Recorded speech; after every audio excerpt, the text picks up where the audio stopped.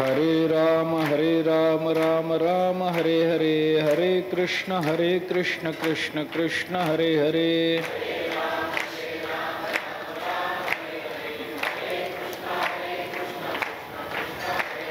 हरे राम राम राम हरे हरे, हरे कृष्ण कृष्ण कृष्ण हरे हरे।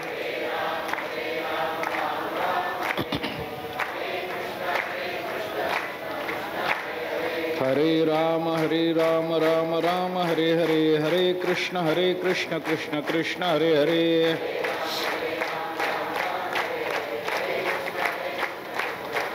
कुंडलीकवरदे हरि विठ्ठल श्री ज्ञानदेव तुकाराम। जयाचे नाव तीर्थरावो, दर्शने प्रशस्ती सिठावो, जयाचे निसंगे ब्रह्मभावो भ्रांतासी।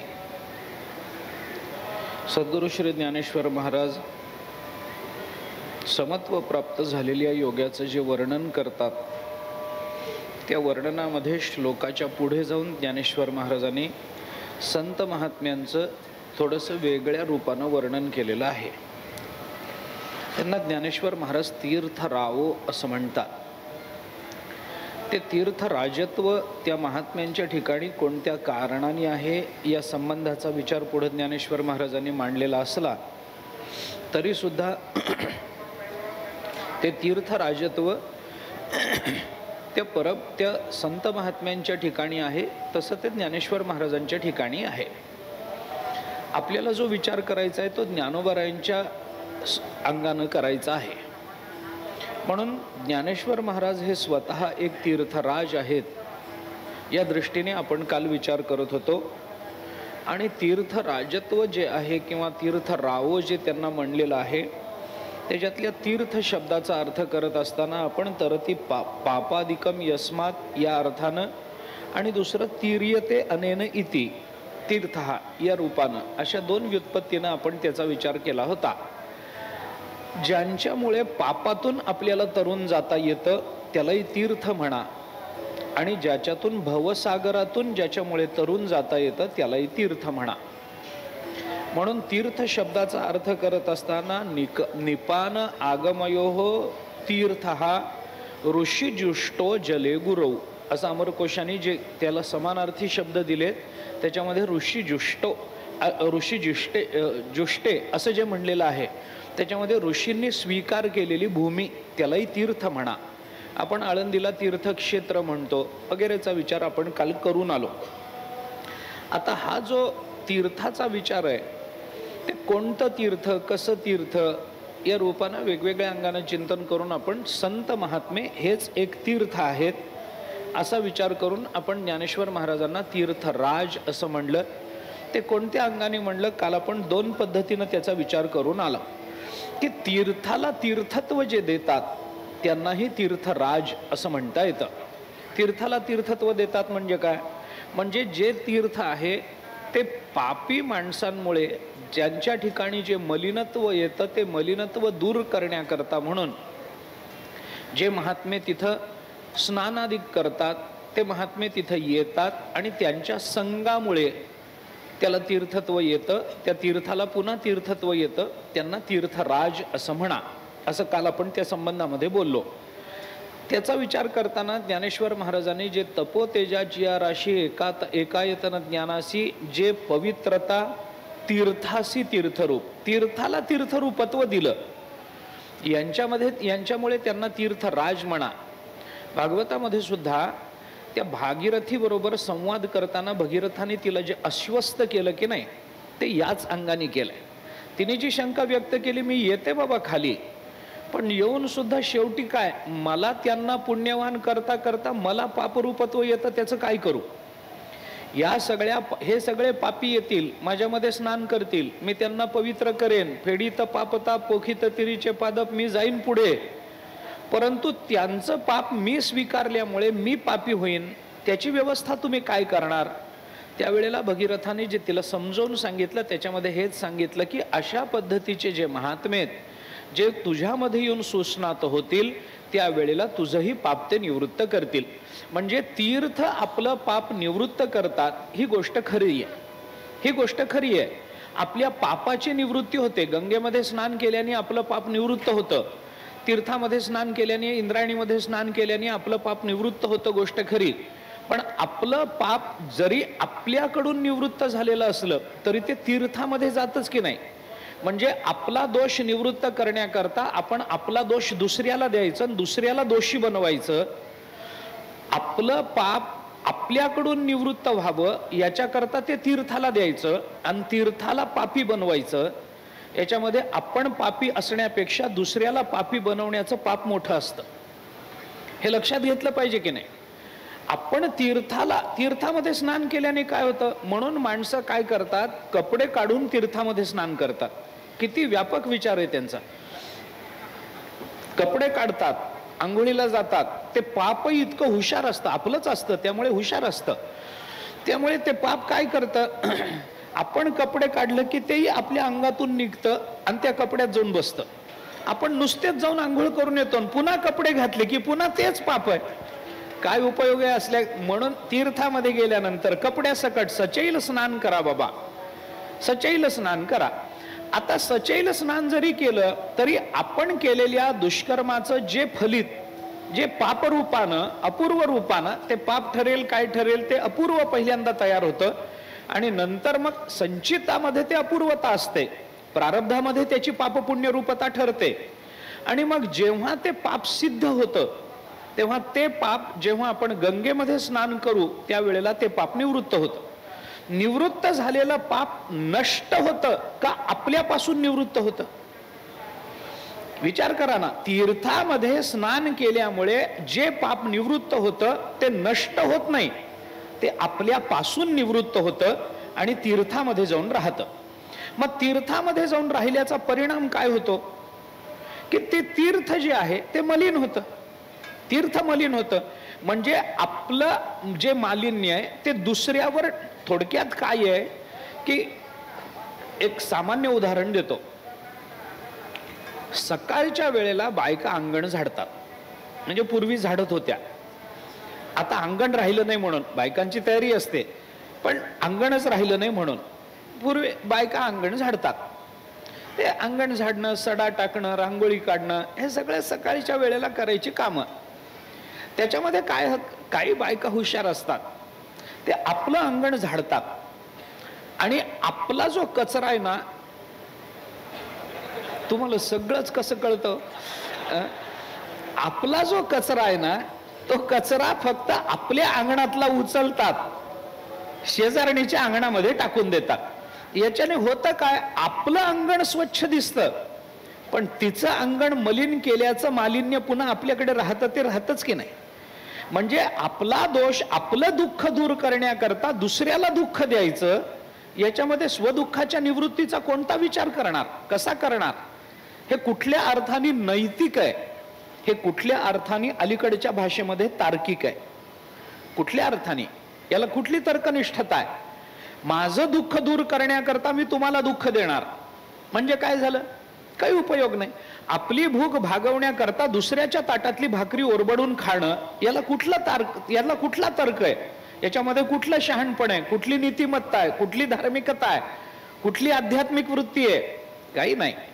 आपलं दुःख आपण दूर करतो आणि त्याच्यामुळे जर दुसऱ्याला दुःख होत असेल तर त्या दुःखातून आपल्याला वैयक्तिक काही फायदा होईल, पण समष्टी कल्याणाच्या दृष्टीने आपण पुन्हा पापनिर्मितीच करतो आहोत, हे लक्षात घेतलं पाहिजे.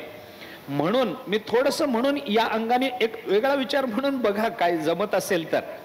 म्हणून जेव्हा आपण तीर्थामध्ये स्नान करतो आणि आपलं पाप निवृत्त करतो तेव्हा ते पाप नष्ट होत नाही, फक्त पापाची जागा बदलते, फक्त जागा बदलते, आपल्यापासून निघतं आणि गंगेमध्ये जाऊन राहतं. म्हणजे कुणाला तरी आपण पापी बनवलंच की नाही. मग आपण जर कुणाला पापी बनवलं असेल तर आपण पुण्यवान झालो या भ्रमात किती दिवस राहायचंय? कुणाला तरी पापी बनवून आपण पुण्यवान झालो हा भ्रमच आहे की नाही. मग तिथं काय होतं, तिथं फक्त पापाची जागा बदलली, दोषाची जागा बदलली. इथं होतं ते तिथं गेलं. मग अशी जी तीर्थ आहेत ते आमच्या पापाची निवृत्ती करतात, म्हणून त्यांची उपकारकता एवढीच आहे की आपला दोष ते स्वतःकडे घेतात, ही त्यांची उपकारकता आहे. ते पाप नष्ट करत नाहीत. आता आपलं पाप त्यांच्याकडे गेलं, तीर्थ मलिन झाली, मलिन झालेल्या तीर्थाला कोणीतरी पवित्र करायला पाहिजे की नाही? कुणीतरी पवित्र करायला पाहिजे. कोण करणार? तीर्थी कुर्वन्ते तीर्थानी. चला, जे महात्मे ते येतात आणि त्या तीर्थामध्ये स्नान करतात. स्नान केल्यानंतर ती तीर्थ पवित्र होतात. आता हा क्रम जर लावून घेतला तर कसा लावाला, तर्कानं हा क्रम कसा लावला जाईल की आपलं पाप आपण गंगेकडे नेतो, गंगेमध्ये समर्पित करतो, त्याच्यामुळे गंगा मलिन होते आणि ती गंगा मलिन झाली की संत महात्मे तिथे येतात आणि संत त्या गंगेमध्ये स्नान करतात. परिणामी गंगेजवळ असणारं पाप संतांकडे जातं. होईल की नाही? तर्कानं असा प्रवास व्हायला पाहिजे की नाही? पण होत नाही. का होत नाही? म्हणून तर त्यांना तीर्थ रावो म्हणायचं. तीर्थ आमच्या पापाची फक्त जागा बदलतात आणि उपकारक भावनेने आपलं पाप स्वतःकडे घेतात, पण पाप नष्ट करत नाहीत. म्हणून पाप निवृत्त जे करतात त्यांना तीर्थ म्हणा, पण जे पाप कायमच नष्ट करतात त्यांना तीर्थ रावो असं म्हणा. म्हणून गंगेमध्ये जेव्हा संत महात्मे स्नान करतात, नीरेला जेव्हा ज्ञानोबाराय स्नान करतात, तेव्हा ती नीरा पवित्र झाली. पवित्र झाली, गोष्ट खरी आहे. इंद्रायणीमध्ये ज्ञानोबारायांचं स्नान झालं, पवित्र झाली. त्या इंद्रायणीमध्ये, त्या गंगेमध्ये असणाऱ्या सगळ्या पापाचं परिमार्जन झालं, पाप निवृत्त झालं, पाप नष्ट झालं. जागा बदलली नाही पापाने, पाप नष्टच झालं. त्या पापाचा आपल्या भाषेमध्ये अत्यंताभाव झाला असं म्हणा. म्हणून पापाची जागा जे बदलून देतं त्यांना तीर्थ म्हणा, पण पाप नष्टच जे करून टाकतात, आडनावही ठेवत नाहीत पापाचं, ते जे महात्मे त्यांना तीर्थ रावो अशी संज्ञा आपल्याला देता येते. म्हणून एका अंगाने विचार केला तर ज्ञानोबारायांना तीर्थराज का म्हणायचं हे आपल्याला कळू शकतं. ज्ञानोबारायांनी गंगेचं पाप स्वीकारलं नाही. स्वतः तर पुण्यवान आहेत, पुण्य स्वरूप आहेत. त्या ज्ञानोबारायांनी गंगेचं पाप स्वीकारलं नाही, गंगेचं पाप निवृत्त केलं, नष्ट केलं, कायमचं नष्ट केलं. ते पाप कुठं गेलं? आता त्यात कर्मविपाकानं काय शंका यायच्या ते येऊ द्या. आपलं पाप आपण गंगेत स्नान केल्यानंतर निवृत्त झालं, मान्य आहे. ते पाप संत त्या गंगेत स्नान केलं की नष्ट होतं, मान्य आहे. मग असं जर होत राहिलं तर केले कर्म झाले त्याची भोग आले याची संगती कुठं लावता? याची व्यवस्था लावावी लागेल की नाही? मग ती व्यवस्था कशी लावायची तो स्वतंत्र मुद्दा आहे. आता मला ते सांगत बसायचं नाही, मला कर्मविपाक बोलायचा नाही. मला ज्ञानोबारायांचं तीर्थ राजत्व सांगून विषय संपवायचा आहे. म्हणून एक प्रकार जर बघितला तर तीर्थ राज का म्हणायचं? काल एक युक्तिवाद आपण मांडला होता, तो असा होता की तीर्थाला तीर्थरूपत्व देतात, तीर्थ उपकारक आहेत, त्या तीर्थाला तीर्थरूप बनवतात किंवा तीर्थत्व देतात, म्हणून त्यांना आपल्याला तीर्थराज म्हणता येतं. एक दुसरा विचार आज आपण बोललो की तीर्थ आपल्या फक्त पापाची जागा बदलून देतात आणि ते पाप स्वतःकडे घेतात. संत महात्मे मात्र पापाची जागा न बदलता पापाला कायमचं निवृत्त करतात, म्हणून त्यांना तीर्थराज म्हणा. असा दुसरा युक्तिवाद आपण केला. अजून एक विचार आपण काल या संबंधानं बघितला होता. ती जी तीर्थ आहेत ती संतांच्या संगानं पवित्र होतात, मान्य आहे. पण संतांच्या संगानं पवित्र होणारी तीर्थ अपवित्र होण्याच्या पूर्वी तीर्थच होती ना. म्हणजे आपल्यासारख्या जीवाचं पाप स्वीकारण्याच्या पूर्वी ती गंगा पवित्रच होती, तीर्थच होती. फक्त काही कारणानं तिच्या ठिकाणी मालिन्य आलं होतं, ते कारण त्यांनी दूर केलं, संतांच्या संघामध्ये ते दूर झालं, मान्य आहे. मग आता ते ज्ञानोबारांनी तेच उदाहरण दिलंय की संताचे अंग लगे पापा ते झिणणे हा शब्द ज्ञानोबारांनी कोणत्या हेतून वापरला असेल? अनेक वेळेला मी सांगतो की ज्ञानोबारायांची शब्द योजना आणि त्याच्यातलं अर्थगर्भितता या गोष्टी स्वतंत्रच आहेत. प्रत्येक एका शब्दाला जी अर्थगर्भता ज्ञानोबारायांच्या दृष्टीने आहे ना, त्याच्यामध्ये ज्ञानोबाराय आपल्याला काही विचार करायला वाव देत नाही. तोच शब्द वापरणार की तिथं त्याच अर्थाची अभिव्यक्ती झाली पाहिजे, प्राकट्य झालं पाहिजे, दुसरं नाही. त्यामुळे त्यांचा शब्द तिथला बदलून दुसरा शब्द घालणं त्याच अर्थाचा समान यमक जुळवणारा असला तरी सुद्धा ते जमत नाही बाबा. तोच शब्द पाहिजे, तोच तसाच पाहिजे, त्याच्यात बदल करता येत नाही. जिणणे असा शब्द ज्ञानोबारायांनी वापरला. असो, आता त्या तीर्थाला मालिन्य आलं आणि संतांनी केलेल्या स्नानामुळे त्या तीर्थाचं मालिन्य गेलं आणि ती तीर्थ पुन्हा तीर्थ झाली.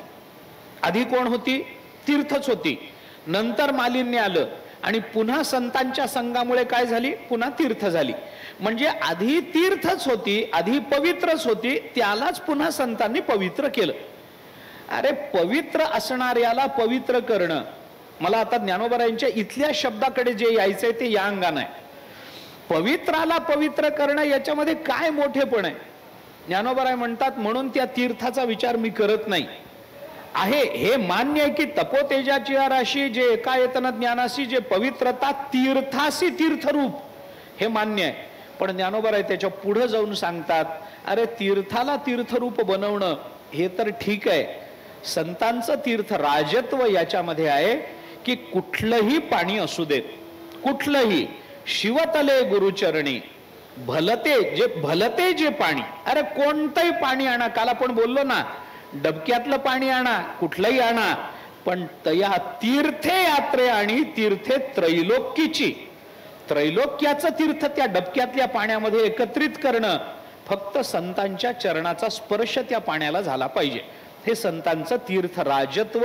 ज्ञानोबारायांच्या चरणाचा स्पर्श झाला की कुठलंही पाणी असू दे, ते पाणी किती अपवित्र असू दे, ते पाणी पूर्वी तीर्थ नसू दे, त्या पाण्यामध्ये कुठलंही जनावर उभं असू दे, त्या पाण्यामध्ये कितीही पाप एकत्रित झालेलं असू द्या, त्या पाण्याकडे बघण्याकरता नको वाटावं असं ते पाणी असू द्या, पण त्या पाण्याला ज्ञानोबारायांचा स्पर्श, चरणाचा स्पर्श झाला रे झाला की त्याच पाण्यामध्ये त्रैलोक्यातली सगळी तीर्थ एकवटतात. म्हणून सामान्य तीर्थाला किंवा तीर्थाला तीर्थरूपत्व दिलं याच्याही पेक्षा भलत्या पाण्याला सुद्धा त्रैलोक्याच्या तीर्थाच्या योग्य बनवलं. नुसतं योग्य बनवलं नाही, त्रैलोक्याच्या तीर्थांना त्या पाण्यामध्ये आश्रयाला यावं वाटलं, इतकी योग्यता त्या पाण्यामध्ये निर्माण करणं, याला खऱ्या अर्थाने तीर्थ रावो असं म्हणता येतं. म्हणून ज्ञानोबाराय त्या अर्थाने तीर्थ रावो आहेत. इथपर्यंत एक विचार आपण काल करून आलो. अजून थोडासा विचार या संबंधामध्ये आता आपल्याला ज्ञानोबारायांनी इथं वापरलेले जे शब्द आहेत, म्हणजे मी कालही आपल्याला हे बोललो की ज्ञानेश्वर महाराज जेव्हा एखादी संज्ञा वापरतात, एखादी संकल्पना आपल्या समोर ठेवतात, तेव्हा ती संज्ञा किंवा जी काही संज्ञा ठेवलेली असेल त्या संज्ञेच्या विचाराकरता, त्या संज्ञेच्या विस्ताराकरता आपल्याला बाहेरून कुठून नवीन विचार आणायची गरज ठेवत नाही. इतकं व्यापकत्वानं ज्ञानोबारायांनी मांडलेलं असतं की ती संज्ञा मांडली ना, मग ही संज्ञा काय असेल बाबा, याचा नेमका अर्थ काय करायचा, याच्यामध्ये कुठकुठल्या अर्थाचा विचार करायचा, कोणते वेगवेगळे विचार तिथे एकत्रित आलेले आहेत, याचा विचार करायला ज्ञानोबाराय आपल्याला वावच ठेवत नाहीत. स्वतः ज्ञानोबारायच ती संज्ञा इतक्या विस्तारानं आपल्याला विस्तारून देतात की आपल्याला ती संज्ञा ज्या संकल्पनेची वाचक आहे ती सगळी संकल्पना आपल्याला सहजतेने कळून जाते. आता मी कशा करता बोलतो, मला इथलंच बोलायचं आहे. ज्ञानोबारायांनी इथे तीर्थराज असा शब्द वापरला. जयाचे नाव तीर्थ रावो असा शब्द ज्ञानेश्वर महाराजांनी वापरला ना, मग तीर्थ रावो या संज्ञेचा विस्तार कसा करायचा? मग ते तीर्थ म्हणजे काय बघा बाबा, मग तर ती पापाधिकम यस्मात हे घ्या. मग तीर्थ म्हणजे काय करायचं? तीर्यते अनेन हे घ्यायचं. मग तीर्थ कोणते? ते धर्मतीर्थ कोणतं, अर्थतीर्थ कोणतं, कामतीर्थ कोणतं, मोक्षतीर्थ कोणतं, हे सगळं पुराणातून बघा. ते सगळं ज्ञानोबाराय म्हणतात त्याला अर्थ नाही, तो सगळा विस्तार होत राहील. पण मला ज्या अर्थाने तीर्थ रावो हा शब्द वापरायचा आहे, ज्ञानोबाराय म्हणतात मीच सांगतो त्यांना तीर्थ रावो का म्हणायचं ते. तुम्ही शोधू नका बाहेरून, तुम्ही तुमची बुद्धी लावू नका, माझी एकट्याची पुरेशी आहे. तुम्ही तुमची बुद्धी लावू नका. आपली बुद्धी लावली की तिथपर्यंत पोचतच नाही. उगीच त्याचे वेगवेगळे विकल्प काढून त्याला भावदूषित बनवण्यात अर्थ नाही. आपण काही उपयोग असं त्या ब्रह्मलीन स्वामी अखंडानंदजींनी एका लेखामध्ये असं विधान केलंय की परमात्मा प्राप्ती फार सोपी आहे. परमात्मा प्राप्तीला फार लांब जायचं कारण नाही, फार अवघड नाही, फार सोपं आहे. काय करायचं? काही नाही, शास्त्राने सांगितलेल्या मार्गाने आपण गेलो ना, आपल्याला लगेच ब्रह्मप्राप्ती आहे, परमात्मा प्राप्ती आहे. फार विस्तार, फार विचार करायचा नाही. ते फार दूर आहे बाबा, असं आहे तसं आहे, इकडं आहे तिकडं आहे, विचार करू नका. शास्त्राने सांगितलेल्या मार्गाने आपण सरळ गेलो ना की आपल्याला परब्रह्म प्राप्ती आहे. एवढी सोपी आहे तर का होत नाही? त्याचं कारण सांगताना त्यांनी सांगितलंय, शास्त्राने सांगितलेल्या मार्गाने गेलो तर लगेच ब्रह्मप्राप्ती आहे, पण त्या मार्गाने जाताना आपण आपली बुद्धी चालवतो म्हणून ते दूर जातं. हे आपली बुद्धी चालवणं जे आहे ना मध्ये, त्याच्यानं ते दूरस्थम चांतिकेचे, तर त्यामुळे ते, नाहीतर नाही. ज्ञानोबरायांनी सांगितलेल्या मार्गाने आपण आपली बुद्धी न वापरता गेलो ना, सगळं सहज आहे. अडचण हीच आहे की 2-2 तास आपण आपली बुद्धी चालवतो. आपण विनाकारण त्या प्रवचनामध्ये अडकतो. आपण त्याच्याकरता हे त्याचा धातू हा आहे, त्याचा अर्थ असा होतो, अशी व्युत्पत्ती होते. गरज नाही. ज्ञानोबरायांनी सांगितलंय ना, तेच आपल्याला त्याचा विस्तार करून देतात. त्यांनी सांगितलेल्या मार्गाने विश्वासानं निघालं पाहिजे, ही गोष्ट मात्र नक्की आहे. ज्ञानोबराय म्हणतात तीर्थ रावो, या शब्दाचा अर्थ काय करायचा? आता पुढे त्यांनी केलेली जी वर्णन आहेत की नाही, त्याच्यामध्ये तीर्थ राजत्व संतांचं व्यक्त होतं. प्रत्येक एक चरण त्याच्याकरता घ्या. दर्शने प्रशस्तीसी ठावो, याचाच अर्थ तीर्थ राव आहे. भ्रांतासी जयाचेनी संगे ब्रह्मभावो, भ्रांतासी, भ्रांत पुरुषाला सुद्धा ज्यांच्या संघामध्ये ब्रह्मभाव प्राप्त होतो त्याला तीर्थराज असं म्हणा. पुढे सगळंच, जयाचेनी बोले धर्मो जिये, याला तीर्थराज म्हणा. एवढंच नाही, दिठी महासिद्धी ते विये, याला धर्मराज असं, याला तीर्थराज असं म्हणा. एवढंच नाही, देखे स्वर्गादी इये खेळू जयाचा, याला तीर्थराज असं म्हणा. एवढंच नाही, पुढं विपाये जरी आठविला चित्ता तरी दे आपुली योग्यता, याला तीर्थरावो असं म्हणा.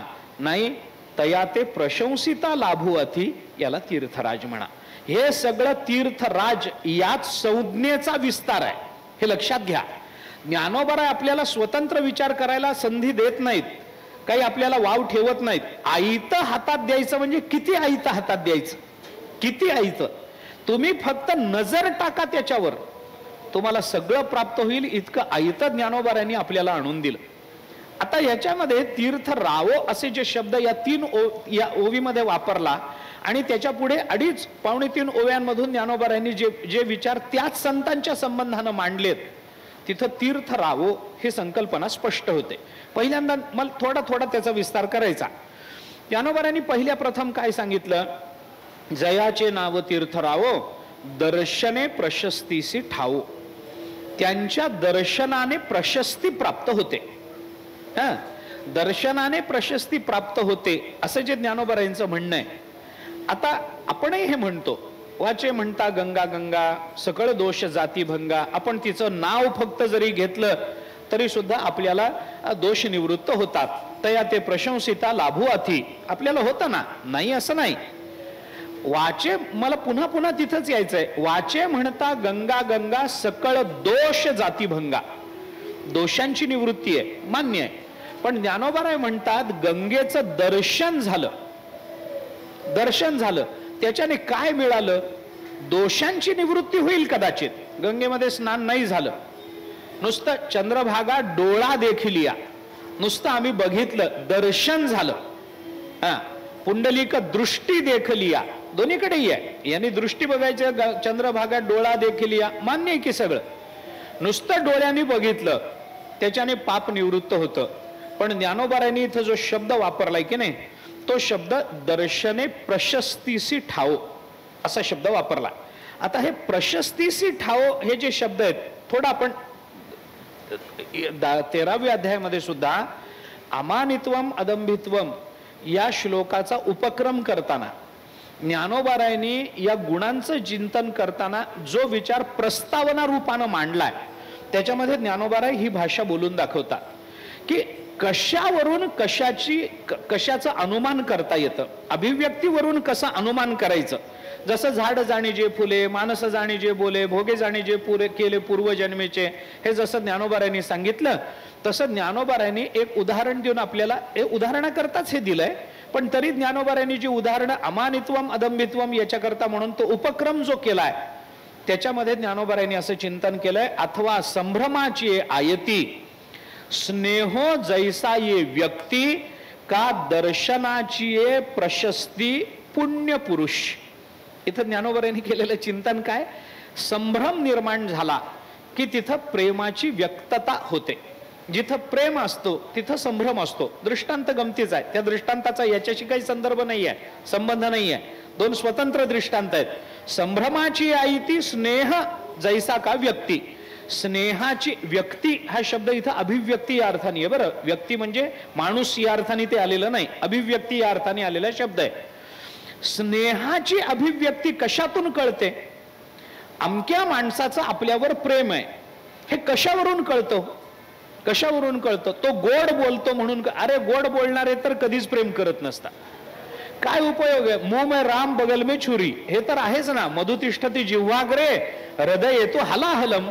गोड बोलणारे लोक काय काय प्रेम करतात, हे असलं उपयोगाचं नाही. मग प्रेम आहे हे कशावरून कळतं. ज्ञानोबारायांनी फार चांगला व्यवहार तिथं मांडलाय. व्यवहाराचं किती सूक्ष्म निरीक्षण आहे ज्ञानोबारायांचं बघा. ज्ञानोबाराय म्हणतात, अशा माणसाच्या घरी आपण गेलो की आपण गेल्यानंतर तो संभ्रमात पडतो, काय करून काय नको हे त्याला कळत नाही. तिथं खरं प्रेम आहे असं समजा. काय करावं काय करू नये, आल्यानंतर पाणी आधी देऊ का, बसायला आधी आसन टाकू का, याला दुधात दूध विचारू का, याचं जेवण झालंय विचारू का, याच्या पायावर पाणी घालू का, याला औक्षण करू का, याला आलिंगन देऊ का, याला साष्टांग नमस्कार घालू का, याला खांद्यावर बसवू का डोक्यावर बसवू, असा संभ्रम जिथं निर्माण होतो आणि या संभ्रमामुळे तो काहीच करत नाही ना, तिथं खरं प्रेम असतं. प्रेमाची व्यक्ती तिथं माना. संभ्रमाची आयती स्नेहो जैसा ये व्यक्ती. ज्ञानोबारायांनी गोड दृष्टांत दिला, व्यवहार फार बारीक बघितला ज्ञानोबारायांनी.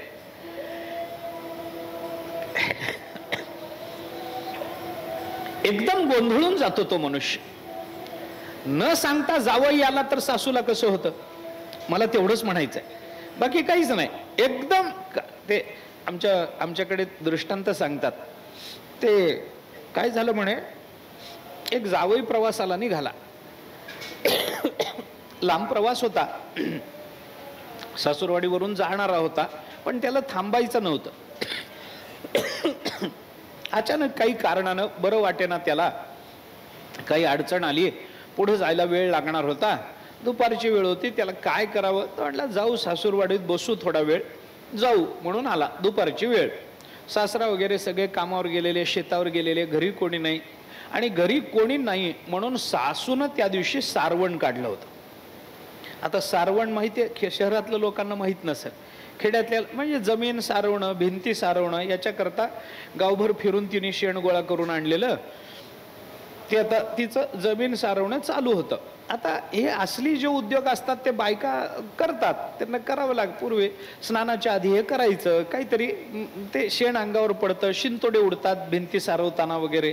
मग तिने ते आपलं लुगडं बिगडं जे होतं ते खोचलं वर गुडघ्यापर्यंत, त्याला घाण लागू नये म्हणून, आणि जमीन सारवायला लागली. सारवताना ते शिंतोडे अंगावर उडतात, कपड्यावर उडतात, ते असं हातामध्ये बोळा ते घेऊन ती अशी जमीन भिंती सारवत होती. तेवढ्यात जावई आला, घोड्यावरचा प्रवास, घोडा घेऊन आला. आल्यानंतर तिला वाटलं आता कल्पनाच नाही ना तो येणार म्हणून, तो कल्पनाच नाही. मग आता काय करावं, कसं करावं, ते दरवाजा वाजला. दरवाजा वाजल्याबरोबर तिला वाटलं असेल शेजारीची आपली मैत्रीण, रोजच येते दुपारी, काय त्याला आज आली असेल म्हणून ते आचाकोचा खोवलेला लुगडं गुडघावर वर आलेलं, हात सगळे शेणानं बरबटलेले, तोंडावर शिंतोडे उडालेले, सगळे केस असे विस्तारलेले, सगळं असं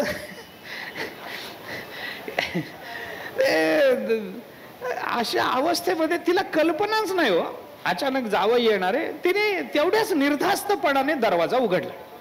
उघडल्याबरोबर जावई बघितला आणि गोंधळून गेले. तिला कळेना, जावयानी हे असं सुंदर ते ध्यान हे असं बघितलं, त्यालाही काही कळना, हिलाही काही कळना, दोघही तशीच उभी राहिली. सासू सारखी दिसते पण अशी कशी, अरे सासूच होती. पण शेणाचे शिंतोडे उडालेले, काही नाही, सगळे विस्कटलेले केस, अमोक तमोक, कपडे चांगले नाहीत, ते हात शेणानं भरलेले, ते मातेर पोतेर हातामध्ये, ते चालू. आता काय करावं दोघां? तिला वाटलं मैत्रीण असेल, एकदम जावई सगुण परब्रह्म समोर उभं राहिलं, काय करावं? तिलाही काही कळेना, त्यालाही काही कळेना. शेवटी जावयाने विचारलं, सासूबाई घोडं बांध, काहीतरी कुठून तरी सुरू झालं पाहिजे की नाही. त्याने विचारलं, सासूबाई हे घोडं बांधायचंय, कुठं बांधू? तिलाही काही कळेना. ती म्हणली, बांधा माझ्या कमरेला. आता घोडं काही कमरेला बांधायचं असतं काय? असं नाही. पण ह्याचा अर्थ काय? स्नेहो जैसा ये व्यक्ती, संभ्रम निर्माण झाला, काही कळेना, गोंधळून गेला मनुष्य, की तिथं प्रेम आहे असं समजलं जातं. तसं ज्ञानोबाराय म्हणतात का दर्शनाची प्रशस्ती पुण्य पुरुष. त्यामुळे ज्ञानोबाराय म्हणतात की ज्याच्या दर्शनाने आपल्याला अत्यंतिक समाधान होतं तोच पुण्य पुरुष आहे असं समजायचं. संभ्रमावरून जसा स्नेह कळतो तसं समाधानावरून आपल्याला पुण्य पुरुष महात्मा कळत असतो, महात्मा कळत असतो. गंगेच्या दर्शनाने आपल्याला काय मिळतं? गंगेच्या दर्शनाने कदाचित पाप जात नाही असं नाही, त्याचं महात्म्य कमी करणार नाही मी, अपमान अवमान करणार नाही. गंगेच्या दर्शनाने पाप जात असेल, पण गेलेलं पाप कळत नाही, त्याची अनुभूती तिथंच येत नाही. गंगेच्या दर्शनानं माझं पाप गेलं हे आपल्याला कळतं का? कळतं का?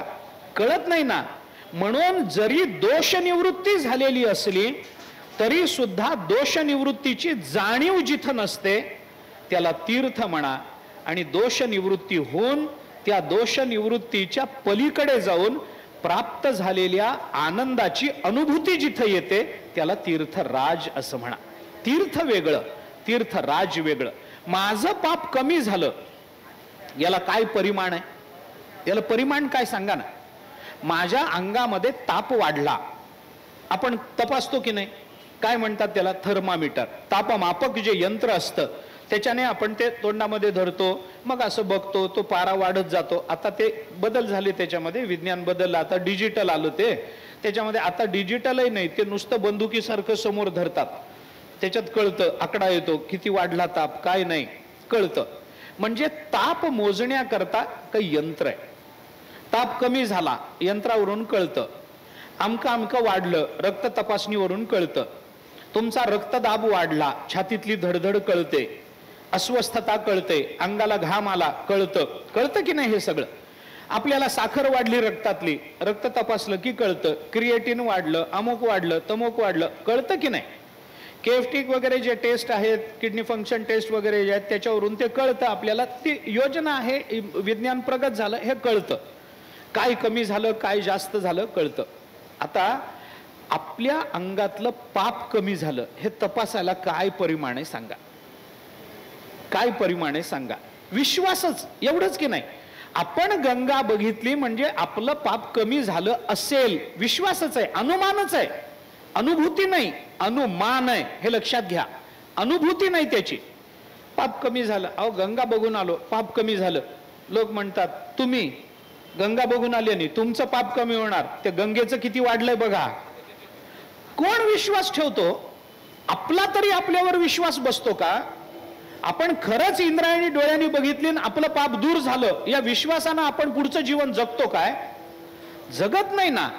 आपल्या पापामध्ये निर्माण झालेली न्यूनता किंवा आपल्या पापाची निवृत्ती याला कोणतंही परिमाण नाही.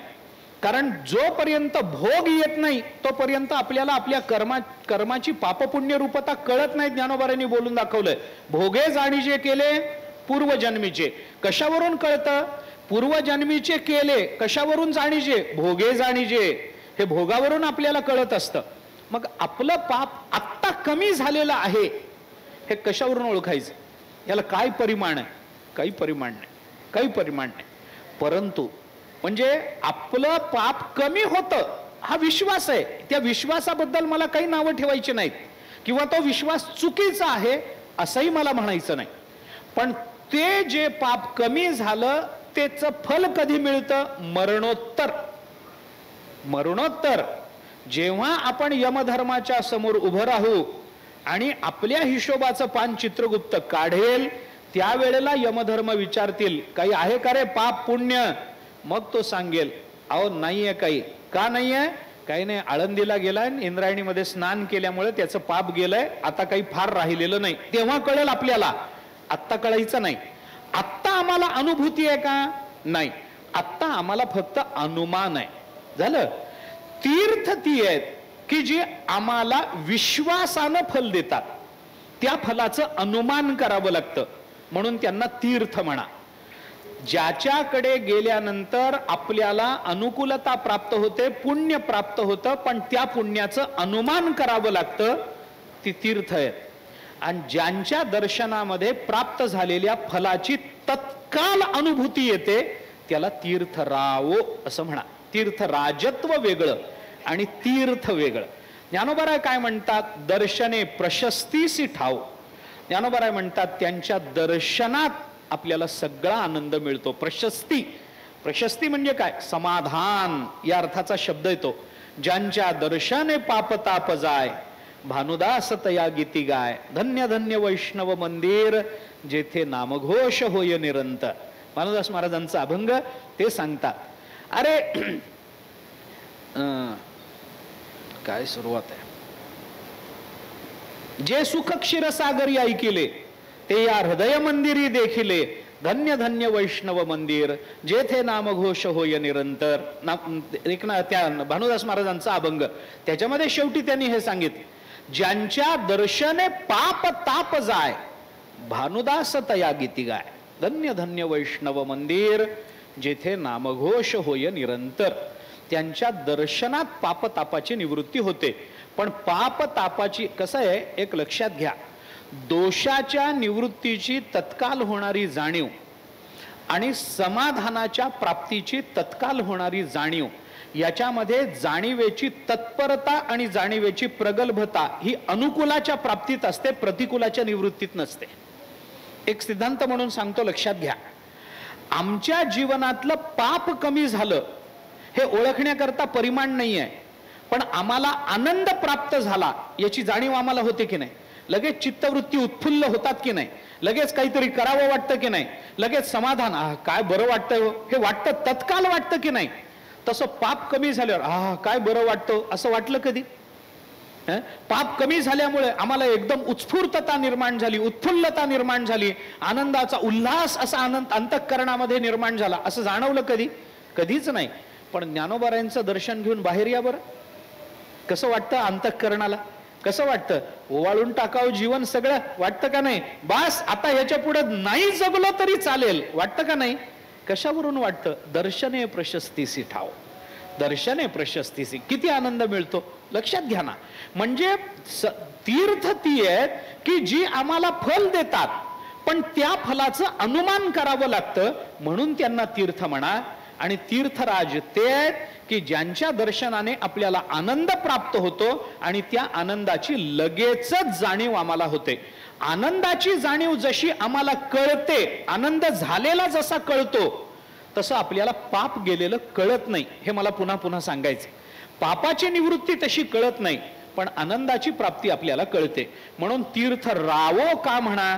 कारण ज्ञानोबराय म्हणतात दर्शने प्रशस्तीसी ठावो. त्यांच्या दर्शनाने समाधान प्राप्त होतं.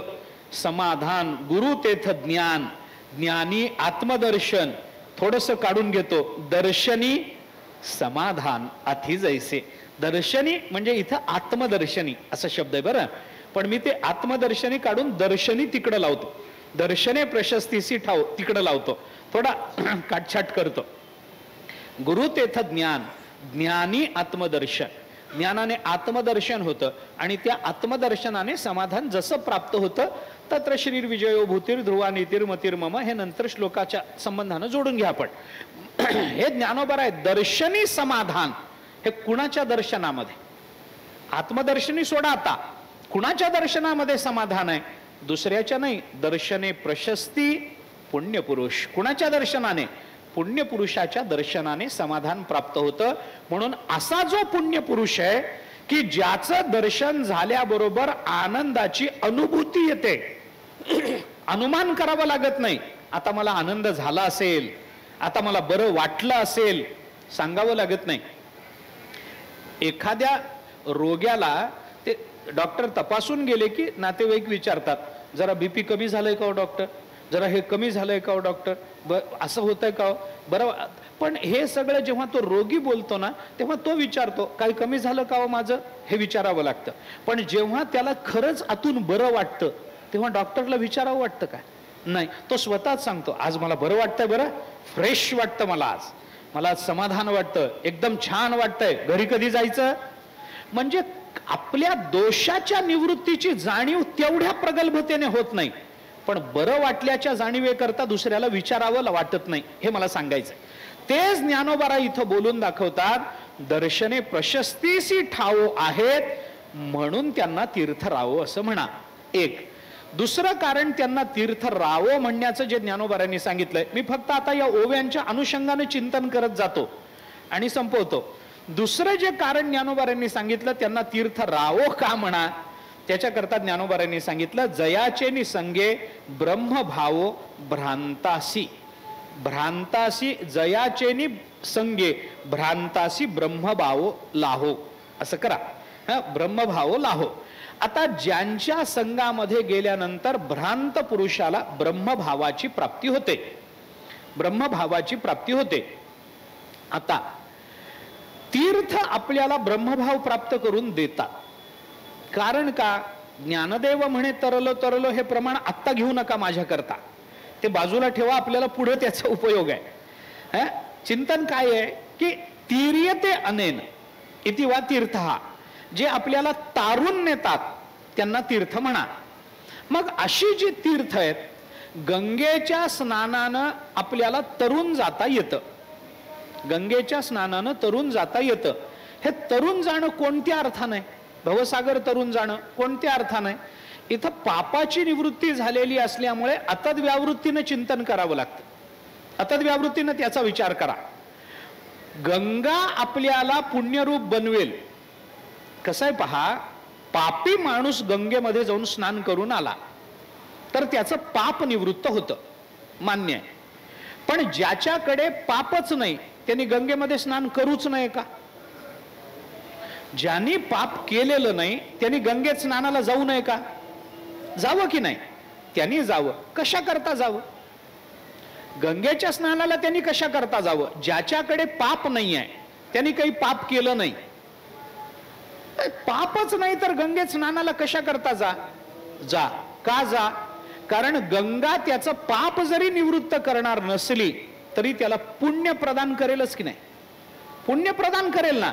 म्हणजे गंगा सुद्धा प्रतिकूल निवृत्तीपूर्वक अनुकूलाची प्राप्ती करून देते, पण प्रतिकूल निवृत्ती आणि अनुकूल प्राप्ती एक समयावच्छेदानं गंगा करत नाही. लक्षात आलं का? एक समयावच्छेदाने होत नाही. आपल्याकडे जर पाप असेल तर ते तीर्थ पापाची निवृत्ती करेल, पुण्य प्रदान करणार नाही. कारण तिने दिलेल्या पुण्यानं पाप पुण्याची बेरीज वजाबाकी नाही हो. पापाच्या जागी पाप आहे, पुण्याच्या जागी पाप आहे, पुण्याच्या जागी पुण्य आहे, पापाच्या जागी पाप आहे. माझ्याकडे मी 75% पुण्य केलंय आणि 25% पाप केलंय, म्हणून जर आपण जाऊन विनंती केली की ते 25% पाप या 75% पुण्यातून वजा करा, नुसतं 50% पुण्य भोगायला द्या, ते म्हणतात तसं चालत नाही. पापाच्या जागी पाप तर भोगावं लागेल तुम्हाला, बेरीज वजा बाकी पाप पुण्याची होत नाही. त्यामुळं गंगेने जरी पुण्य संपदा दिली तरी सुद्धा त्या पुण्याने या पापाची निवृत्ती होत नाही. गंगा जेव्हा पापी मनुष्य स्नान करेल त्याच्या फक्त पापाचीच निवृत्ती करेल, आणि पापी मनुष्य स्नान करून पुन्हा स्नान करेल तर गंगा त्याला पुण्य प्रदान करेल. आपल्याकडे हे गंगेमध्ये गेल्यानंतर एक डुबकी मारून बाहेर येऊ नका, पुन्हा मारा, अजून एक मारा, अजून एक मारा, हे 3-3 डुबक्या मारायला सांगतात की नाही? कशा करता? त्याची संगती काय? 3 डुबक्या माराव्या. धर्मशास्त्रांनी सांगितलं 3दा डुबकी मारा म्हणून. कसं आहे, गंगेच्या स्नानाचे नियम आहेत. गंगेच्या स्नानाला गेल्यानंतर गंगेमध्ये पोहायचं नसतं, तिथं स्नान करायचं असतं. गंगेत पोहायचं नाही, इंद्रायणीत जाऊन उड्या मारायच्या नाहीत. वरून धाडकन इंद्रायणीमध्ये उडी मारली पुण्य मिळत नाही आणि पापही जात नाही, इंद्रायणी असून जात नाही. विचार करा ना आपण. पोहण्याकरता पाय मारावे लागतात की नाही हो? इंद्रायणीमध्ये आपण पोहायला लागलो तर पाय मारावे लागतील की नाही? पाय मारणं म्हणजे इंद्रायणीला लाथा मारल्याचं पाप लागणार नाही का आपल्याला? इंद्रायणीला लाथ मारल्याचं पाप लागणार नाही का? तीर्थामध्ये पोहायचं नसतं, पोहायचं नाही, तीर्थामध्ये स्नान करायचं, फक्त स्नान. मग ते कसं करायचं, कधी करायचं वगैरे वगैरे त्या संबंधामध्ये विचार आहे. काय आहे, तीर्थामध्ये स्नानाला गेल्यानंतर सगळ्यात पहिल्यांदा तीर्थ जिथून दिसलं तिथून त्याला नमस्कार करायला सांगितला. इंद्रायणीत प्रवेश करताना आपण इंद्रायणीला नमस्कार न करता प्रवेश करू, पाप लागलं. आधी काठावरून इंद्रायणीला नमस्कार करायचा, गंगेला नमस्कार करायचा, वाकून करायचा, आणि मग पहिलं पाऊल टाकायचं. नमस्कार केल्याशिवाय पहिलं पाऊल टाकता येत नाही त्याच्यामध्ये, लक्षात घ्या. त्यानंतर इंद्रायणीमध्ये प्रवेश करायचा. तीर्थात स्नान करताना अंगाला साबण लावायची परवानगी नाही. तीर्थ स्नानामध्ये अंगाला साबण लावून स्नान, तुम्ही घरी स्नान करा. तीर्थ स्नानाला खरं म्हटलं तर घरी स्नान करूनच गेलं पाहिजे, कारण तीर्थ स्नान करताना संकल्प सांगितलाय आणि संकल्प करण्यापूर्वी तुम्ही शुचिर्भूत असलं पाहिजे, हा नियम आहे. त्यामुळे घरी स्नान करा, पुन्हा इंद्रायणीला स्नानाला जा, तर ते तीर्थ स्नान झालं. सकाळी उठलो घरी पाणी गेलंय म्हणून इंद्रायणीला स्नानाला गेलोय तर ते जमत नाही. तर ते तुमचं स्नान झालं, तुम्हाला अंगाला पाणी लागलं, पण ते तीर्थ स्नान म्हणायचं की नाही बघा. संकल्प आहे त्याच्यामध्ये, संकल्प आहे. आणि मग आपण तिथं आत जायचं. कुठपर्यंत जायचं, कुठपर्यंत जायचं, आत कुठपर्यंत जायचं? नाभीप्रमाण पाणी लागतं. ते नाभीप्रमाण पाणी असं जे म्हणलंय की नाही, ते नाभीप्रमाण असं ते खरं नाही आहे. ते अरत्नी मात्र पाण्यामध्ये आपण गेलं पाहिजे असं पुराणांनी त्याचं चिंतन केलंय. अरत्नी मात्र म्हणजे काय? आपण जेव्हा तीर्थामध्ये उभं राहून नमस्काराकरता हात जोडू, तीर्थामध्ये उभं राहिल्यानंतर नमस्काराकरता जेव्हा आपण हात जोडतो तेव्हा आपल्या हाताचा जो खालचा कोपरा असतो त्या कोपराच्या खाली आपल्या हाताची जी बोट आहेत त्या बोटाची जी मध्यम आहे, मधलं बोट आहे, त्या मधल्या बोटाच्या आकारा एवढं खाली जायचं. आपल्या कोपराच्या खाली मधल्या बोटाच्या आकाराच्या इतकं अंतर खाली जायचं आणि तिथपर्यंत जेवढं पाणी येतं तेवढ्या पाण्यात स्नान करायचं, असा नियम आहे. त्याला अरत्नी मात्र पाणी असं म्हणतात. आता एवढं असलं तर न गेलेलं बरं बाबा, हे असं वाटायची पाळी आहे. म्हणजे तीर्थ स्नानाचा विचार करत असताना त्याच्या मागे शास्त्र आहे, त्याच्या मागे काही धर्म भावना आहे. गेलं धाडकन वरून उडी मारली, ते स्नान नाही, पोहणं नाही. तीर्थामध्ये पोहायचं नाही, हातपाय मारायचे नाहीत. तीर्थामध्ये गेल्यानंतर मी कशा करता सांगत होतो तेही सांगतो. तीर्थामध्ये गेल्यानंतर आपण जे काही नाभीप्रमाण पाणी आहे, रत्नीमात्र पाणी आहे, तेवढ्या पाण्यामध्ये जाऊन पाणी उचलून डोक्यावर घ्यायचं नाही. हातामध्ये तांब्या आहे, हातामध्ये काही पात्र आहे किंवा ओंजळीनं ते पाणी असं डोक्यावर घेतलं, ते तीर्थस्नान नाही. त्या पाण्यामध्ये आपण बुडायचंय, पाणी वर घ्यायचं नाहीये. पाण्यामध्ये आपण जायचंय, आपण नाही. मग डुबकी मारा, एकदा मारा. कशा करता? नीट भिजत नाही म्हणून, त्याच्याकरता नाही. त्याच्याकरता नाही. 3-3दा डुबक्या मारा. कशा करता? त्याचं तेच कारण आहे. पहिली जी डुबकी आहे त्याच्यानं आपलं पाप जावं ही अपेक्षा आहे. दुसरी जी डुबकी आहे त्याच्यातून आपल्याला पुण्य प्राप्त व्हावं ही इच्छा आहे. आणि तिसरी जी डुबकी आहे त्याच्यातून आपल्याला ब्रह्मप्राप्ती व्हावी ही अपेक्षा आहे. 3 डुबक्या मारा. कशा करता? ही त्याच्या मागची जी धार्मिक भूमिका आहे ती मी आपल्याला सांगतो. शास्त्राने आपल्या जीवनाच्या कल्याणाच्या ज्या व्यवस्था अत्यंत सूक्ष्म विचार करून ठरवलेल्या आहेत, त्याचा विचार करताना आपण कदाचित त्याचा इतका विस्तार करत नसू किंवा कदाचित ते समजूनही घेत नसू, परंतु हे सगळं समजावून सांगितलंय म्हणजे आपल्याला ते मिळतं. मिळत नाही असं नाही. ब्रह्मप्राप्ती होणार नाही का? होईल, नक्की होईल. पण त्याच्या करता आधीच्या 2 डुबक्या हे आवश्यक आहेत. मी हे का सांगतो त्याचा विचार करा. 3 डुबक्यांमध्ये आपल्याला परब्रह्म प्राप्ती दिली जाते. तीर्थ म्हणा की त्याला. गंगेमध्ये पहिली डुबकी मारली, पाप गेलं. गंगेमध्ये दुसरी डुबकी मारली, लगेच. पहिली डुबकी मारल्यानंतर पाप गेलं, आता निवृत्त करायला पाप नाही, म्हणून गंगा दुसऱ्या डुबकीनं आपल्याला पुण्य प्रदान करेल. हे एकसमयावच्छेदानं झालं का? नाही.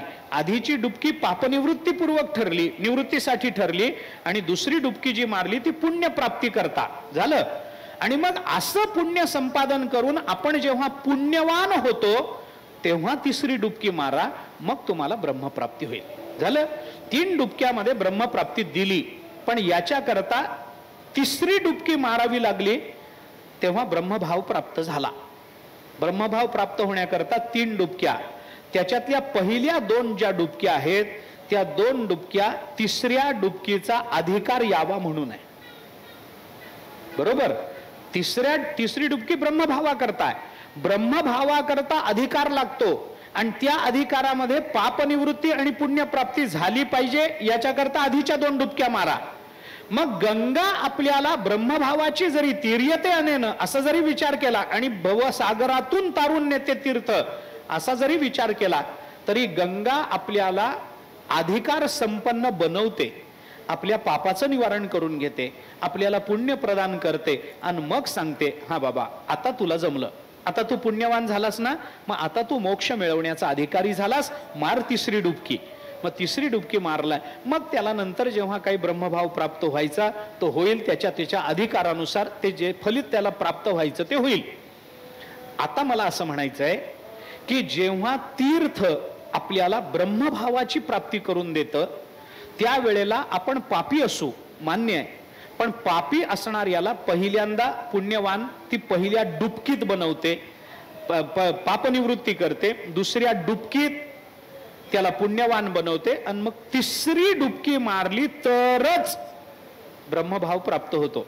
म्हणजे ब्रह्मभाव देण्याकरता आधी आपण पुण्यवान आहोत की नाही हे गंगा पाहते. आता एका डुबकीत आमचं पाप गेलं नाही, आणि 3 डुबक्या आम्हाला पापनिवृत्ती करताच आहेत, कारण पापच तेवढं आहे. ते एका डुबकीत जातच नाही आमचं. एका डुबकीत जावं एवढं कमी पाप आम्ही कधी करतच नाही. पावला पावलाला चालू आहे, प्रतिपदी आत्मघात आहे आमचा. तर ज्ञानोबराय बोलतात तसं पावला पावलाला आत्मघात करून घेतो आहोत आम्ही. आमच्या कर्मात दोष आहेत, आमच्या विचारात दोष आहेत. काय सांगायचं, आम्ही उपकार केला तरी सुद्धा त्याच्यामध्ये दोष येतो. हो, असं आमचं जीवन, आमचं म्हणजे सामान्य माणसाचं सांगतो मी. अर्थात हे कुणाचं चाललं, ज्याच्या जीवनाला ज्ञानेश्वरीचा स्पर्श नाही, ज्याच्या घरामध्ये ज्ञानेश्वरी गाथा नाही, ज्यांनी कधी वारी केली नाही, गळ्यामध्ये तुळशीची माळा धारण केली नाही, रामकृष्ण हरीची सवय जिभेला कधी लावलेली नाही, एकादशीचं व्रत केलं नाही, आळंदी पंढरपूर देहू पैठण सारख्या वाऱ्या जो कधी करत नाही, सहज गमतीनं म्हणून तिथं जातो, धाडकन उड्या मारतो, त्याच्याकरता हे चाललंय, आपल्याकरता नाही, आपलं चाललेलं नाही. अशा लोकांचं पाप असं एका क्षणात निवृत्त होत नाही. मग आता विचार करा की गंगा आम्हाला तारून नेते, पण आम्ही अधिकारी असू तर गंगा आम्हाला तारून नेते, म्हणून तिला तीर्थ म्हणा. तीर्थ राज कोणाला म्हणायचं? आता ज्ञानोबाराय बोलतात, जयाचेनी संगे ब्रह्मभावो कुणाला? भ्रांतासी. तो भ्रांत आहे आणि फक्त त्यांच्या संघामध्ये गेलाय. भ्रांत आहे, काही कळत नाही, काही कळत नाही. भ्रांत आहे म्हणजे काय? असं आहे, भ्रांत झाला म्हणजे काही कळालं नाही असं नाही, त्याला भ्रांत म्हणायचं नाही. भ्रांत त्याला, ज्याला काहीच कळत नाही त्याला भ्रांत म्हणत नाहीत, त्याला अज्ञानी म्हणतील, त्याला निर्बुद्ध म्हणतील, हे होईल, त्याला भ्रांत म्हणत नाहीत. भ्रांत कुणाला म्हणतात? काहीच कळत नाही त्याला भ्रांत म्हणत नाहीत, ज्याला चुकीचं कळालेलं असतं त्याला भ्रांत म्हणतात. भ्रांत वेगळं, काहीच कळत नाही, नाही नाही, काहीच न कळणारे फार निर्मळ असतात. खरंच आहे, ज्यांना काहीच कळत नाही ना, ठीक आहे ना, काहीच कळत नाही ना, ते निर्मळच आहेत. नाही बाबा, हेही कळत नाही तेही कळत नाही, माझं हेही नाही तेही नाही, चला काहीच नाही, मागे येत नाही, पुढेही जात नाही, तरी बरं. अहो, बंद पडलेलं घड्याळ सुद्धा दिवसातून 2 वेळेला बरोबर वेळ दाखवतं. ऐका नाही, सांगा ना मला. जर 9:30ला घड्याळ बंद पडला असेल तर सकाळचं 9:30 संध्याकाळचे 9:30 बरोबर वेळ दाखवतच की नाही? बंद असू द्या, पण उपकार करत काही का असे ना त्याच्या. आम्ही 9:30ला घड्याळ बंद पडला आणि बरोबर 9:30ला आमची दृष्टी घड्याळाकडे गेली तर आम्हाला कळते ती वेळ बरोबर आहे का नाही? वेळ बरोबर दाखवण्याकरता घड्याळात 9:30 वाजलेत काय? नाही, पण दाखवलेली वेळ आमच्याकरता बरोबर आहे की नाही? तेवढाच उपकार. हे ज्यांना काहीच कळत नाही हे असे मधले राहतात. कुणाला त्रास तरी त्यांचा होत नाही ना, कुणावर उपकार करत नसतील पण त्रास तरी होत नाही ना त्यांचा, परवडले. पण हे विपरीत अर्थानं प्रवृत्त झालेले जे लोक असतात ना, फार विचित्र महाराज, फार विचित्र. बिभेत्यल्प श्रुताद वेदो मामयम प्रहरिष्यति. महाभारताने चिंतन करताना इतिहास पुराणाभ्याम वेद समुपब्रह्मयेत बिभेत्यल्प श्रुताद वेदो मामयम प्रहरिष्यति. महाभारताने म्हटलं वेद सुद्धा अशा अर्धवट लोकांना घाबरत असतो. अल्पश्रुतात वेदो बिभेती, वेद सुद्धा घाबरतो. काय म्हणून घाबरतो? मामयम प्रहरिष्यति. अरे माझ्यावर हा कोणत्या पद्धतीचा प्रहार करेल आणि माझा कोणता अर्थ काढेल, वेदाला सुद्धा भीती वाटते. म्हणजे सरळ मार्गानं न जाता जे विपरीत मार्गानं निघालेले असतात ते भ्रांत आहेत. मग ते जे भ्रांत आहेत त्या भ्रांताला काय करावं लागतं? काही नाही, जयाचे निसंगे ब्रह्मभावो भ्रांतासी. भ्रांत पुरुषाला सुद्धा ब्रह्मभावाची अधिकाऱ्याला ब्रह्मभाव प्राप्त करून देणं हे जे करतो त्याला तीर्थ म्हणा, पण भ्रांतालाही ब्रह्मभाव प्राप्त करून देतो त्याला तीर्थ रावो असं म्हणा. म्हणून ज्ञानोबारांच्या शब्दामध्ये तीर्थ आणि तीर्थ रावो याची संगती अशा अर्थाने आपल्याला लावता येते. विचार करा, रेड्याने काय केलं? रेड्याने काय केलं? काही केलं नाही, फक्त ज्ञानोबारांच्या संगात राहिला. काय फार पुण्य संपादन केलं का? नाही. आता ते त्याचा पूर्वजन्म काय होता, अमुक काय होतं, तमुक काय होतं ठेवा बाजूला. रेडा काहीच कळत नाही, काही नाही. भिंतीला काहीच कळत नाही, रेड्याला काही कळत नाही, तरी सुद्धा यांची मंदिरं झालीच की नाही? मंदिरं झाली की नाही यांची? वाऱ्या भरतात की नाही? आज प्रदक्षिणा करताना भिंतीला नमस्कार न करता कुणाची प्रदक्षिणा आळंदीची पूर्ण झाली काय? नाही. भिंतीचं मंदिर बांधलं गेलं. मंदिर किती गंमत आहे बघा. मंदिर बांधलं गेलं आहे. जगाच्या पाठीवर कुठेही दाखवा भिंतीचं मंदिर. भिंतीचं मंदिराच्या भिंती पुष्कळ दाखवतो, भिंतीचं मंदिर दाखवा, दिसत नाही. एकाच भिंतीचं मंदिर झालं. बरं, जगात भिंती कमी आहेत का? नाही ना. भिंतीनंच घरं बनली आहेत. भिंती सगळ्यांच्याच घरात आहेत. घरात काय, आता तर मनातही आहेत. भिंती उभ्या केल्या आहेत ना आपण, भिंती आहेत, पण कोणत्या भिंतीचं मंदिर झालं? कोणत्या भिंतीचं मंदिर झालं? ज्या भिंतीने आपला आणि आपल्या भावाची वाटणी करून दिली त्या भिंतीचं मंदिर झालं? नाही. ज्या भिंतीवर ज्ञानोबारायदी भावंड बसली, ज्या भिंतीचा ज्ञानोबारायांचा ज्या भिंतीला संग लाभला त्याच भिंतीचं मंदिर झालं, दुसऱ्या भिंतीचं मंदिर झालं नाही. रेडे कमी आहेत का? जशा भिंती घराघरात आहेत तसे रेडे सुद्धा म्हणजे तसं नाही, मी गोठ्यातल्या रेड्यांविषयी बोलतो. तुम्ही घरातल्या, म्हणजे घरात असा शब्द जरी वापरला असला तरी घरातला जो गोठा आहे त्या गोठ्यातल्या रेड्यांविषयी मी बोलतो, घरातल्या नाही. रेडे कमी आहेत का मला सांगा ना? नाही ना. तरी सुद्धा कोणत्या रेड्याचं अहो यात्रा भरते, हो वारी भरते रेड्याची, दाखवा मला जगाच्या पाठीवर. रेड्याची यात्रा भरते, लोक मरमर करतात, बारी लावतात दर्शना करता रेड्या. कुठे सांगा ना? कुठं नाही. अहो घरातल्या रेड्याचं दर्शन त्याची बायको म्हणजे म्हैस घेत नाही.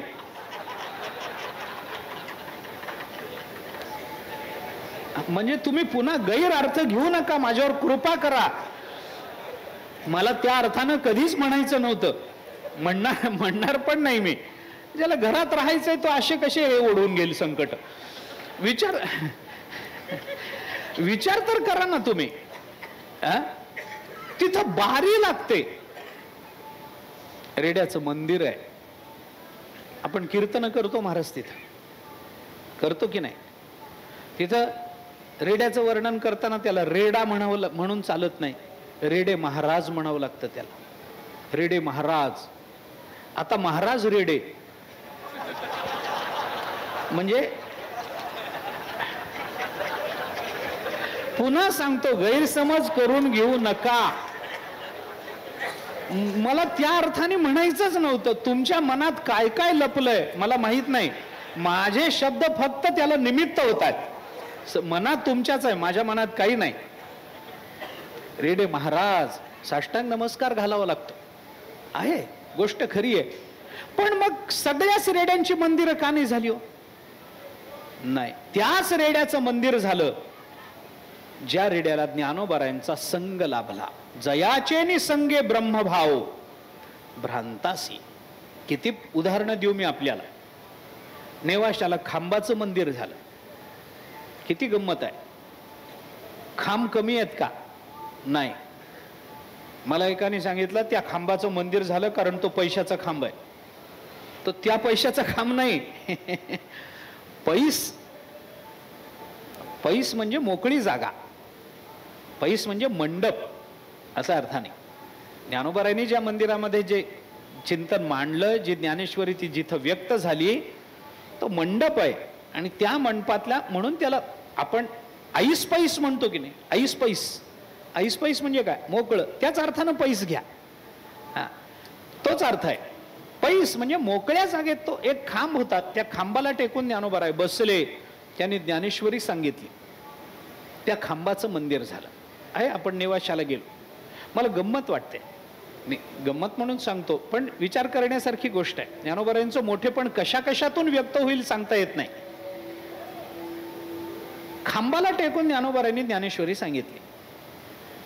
खांबाला टेकून ज्ञानोबाराय जर बसले असतील तर खांबाकडे पाठ असेल का तोंड असेल हो? पाठ असेल. मग सांगा, ज्याच्याकडे ज्ञानोबारायांनी पाठ फिरवली त्याचंही जर मंदिर झालं तर ज्ञानोबाराय ज्याच्याकडे तोंड करतील त्याचं काय होईल? होईल का नाही? पाठ केली हो, पाठ केली ज्ञानोबारायांनी, पण पाठीचा का होईना संग लाभला ना. जयाचेनी संगे ब्रह्मभाव. मी ही सगळी उदाहरणं मनुष्येतर वस्तूंची सांगतोय. विचार करा, रेडा मनुष्येतर प्राणी आहे, भिंत मनुष्येतर आहे, खांब मनुष्येतर आहे. ज्ञानोबारायांनी भ्रांत असा शब्द वापरलाय. रेडा भ्रांत नाही, रेडा सरळ आहे. चल म्हणाल की निघतो. रेडा चल म्हणाल निघाला. आपण बोललो ना, भिंतीला चल म्हणाल, भिंत निघाली. काय काय सांगा ना, काय ऐकलं? ज्ञानोबारायांचा शब्द तिने नाकारला नाही म्हणून तिचं मंदिर आहे. ज्ञानोबारायांचा शब्द तिने नाकारला नाही, शब्दाचा अनुमान नाही केला. म्हणतच राहतात, मला कुठं कान आहेत का ऐकायला, असं म्हणून त्या शब्दाचा निषेध, दुर्लक्ष नाही केलं म्हणून तिचं मंदिर झालं. गमतीनं सांगतो मी, आपण एखाद्या भिंतीला चल म्हणलं तर भिंत चालेल चालेल? ज्ञानोबाराय चल म्हणल्याबरोबर निघाली. आपण एखाद्या भिंतीवर बसून म्हणा बरं चल, भिंत म्हणाल चल. उगाच काहीतरी काय बोलतो रे, तुझ्यामुळे मी चालले हल, त्याच्यात चल म्हणतो. म्हणाल की काय आपल्या शब्दाची ताकद काय बघा ना. कोणी ऐकत नाही. हे भ्रांत नाही, त्यांना कळत नसेल, ते जड असतील. पण ज्ञानोबारायांनी सांगितलंय म्हणल्यानंतर ते त्याच्याकडे दुर्लक्ष करत नाहीत, इतके सरळ. म्हणून यांचा उद्धार झाला तरी मला आश्चर्य वाटत नाही. भिंतीचा उद्धार होणं सोपं आहे, रेड्याचा उद्धार होणं सोपं आहे, प्रेताला उठवून बसवणं सोपं आहे. काही कळतच नाहीये. उठ म्हटलं की सच्चिदानंद बाबा उठून बसले, कळत नाही, सोपं आहे. रेड्याचा उद्धार सोपा आहे, भिंतीचा उद्धार सोपा आहे. खरं सांगू, माणसाचा उद्धार अवघड आहे. माणसाचा उद्धार अवघड आहे. मी एक साधा युक्तिवाद तर्क आपल्याला देतो, साधा. भिंतीचा उद्धार करण्याकरता फक्त 2च अक्षर वापरावी लागली. चल, 2च अक्षरात. ज्ञानदेव म्हणे बोल रे ऋग्वेद, 3च बोल, एवढाच 2च अक्षर. भिंतीची कृतार्थता 2 अक्षरात झाली, रेड्याची कृतार्थता 2च अक्षरामध्ये झाली.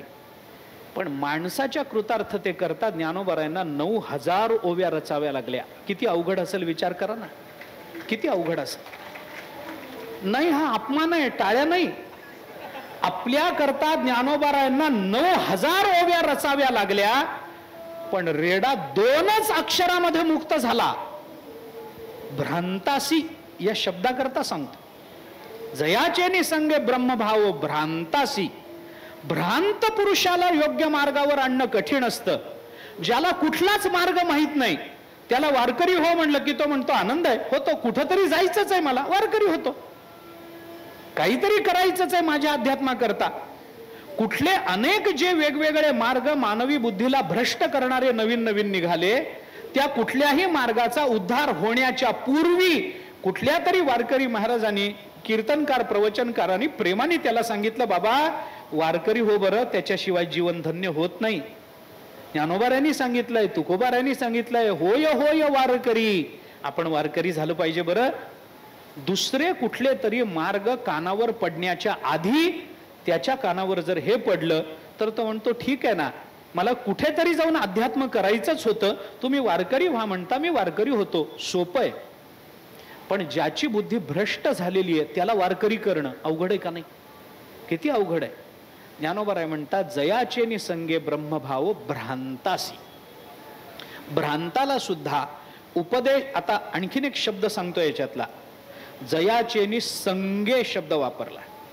उपदेश केलाय असं म्हटलं नाही, नुसता संग आहे, नुसता संग झालाय, नुसता संग झालाय. त्या नुसत्या संगानं त्याला ब्रह्मभाव प्राप्त होतो, त्याला तीर्थराज असं म्हणा. ज्ञानोबारायांनी पुढं त्याचं लक्षण सांगितलं. तीर्थ कुणाला म्हणावं आणि तीर्थराज कुणाला म्हणावं. थोडा धावता विचार सांगतो, वेळ संपत आली माझी. थोडासा धावता विचार मांडतो. तीर्थराज कुणाला म्हणता आणि तीर्थ कुणाला म्हणता? ज्ञानोबाराय म्हणतात, जयाचे नि बोले धर्मुजिये. तीर्थ कोण आणि तीर्थराज कोणाला म्हणायचं? धर्मावर जगणारी तीर्थ आहेत आणि धर्म ज्याच्यावर जगतो तो तीर्थराव. फरक आहे, विचार करा. गंगेला भगीरथानं स्वर्गातून खाली आणलं. कशा करता आणलं? कशा करता आणलं? जनसामान्यांचा उद्धार करण्याकरताच आणलं ना. आणलं कशा करता?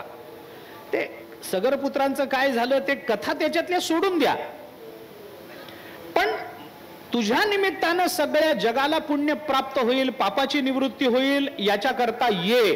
हेतू दिलाय, हेतू दिलाय, याच्या करता तू आलं पाहिजे. मग ज्याच्या करता आलं पाहिजे ते करणं हा तिचा धर्म झाला, धर्म झाला.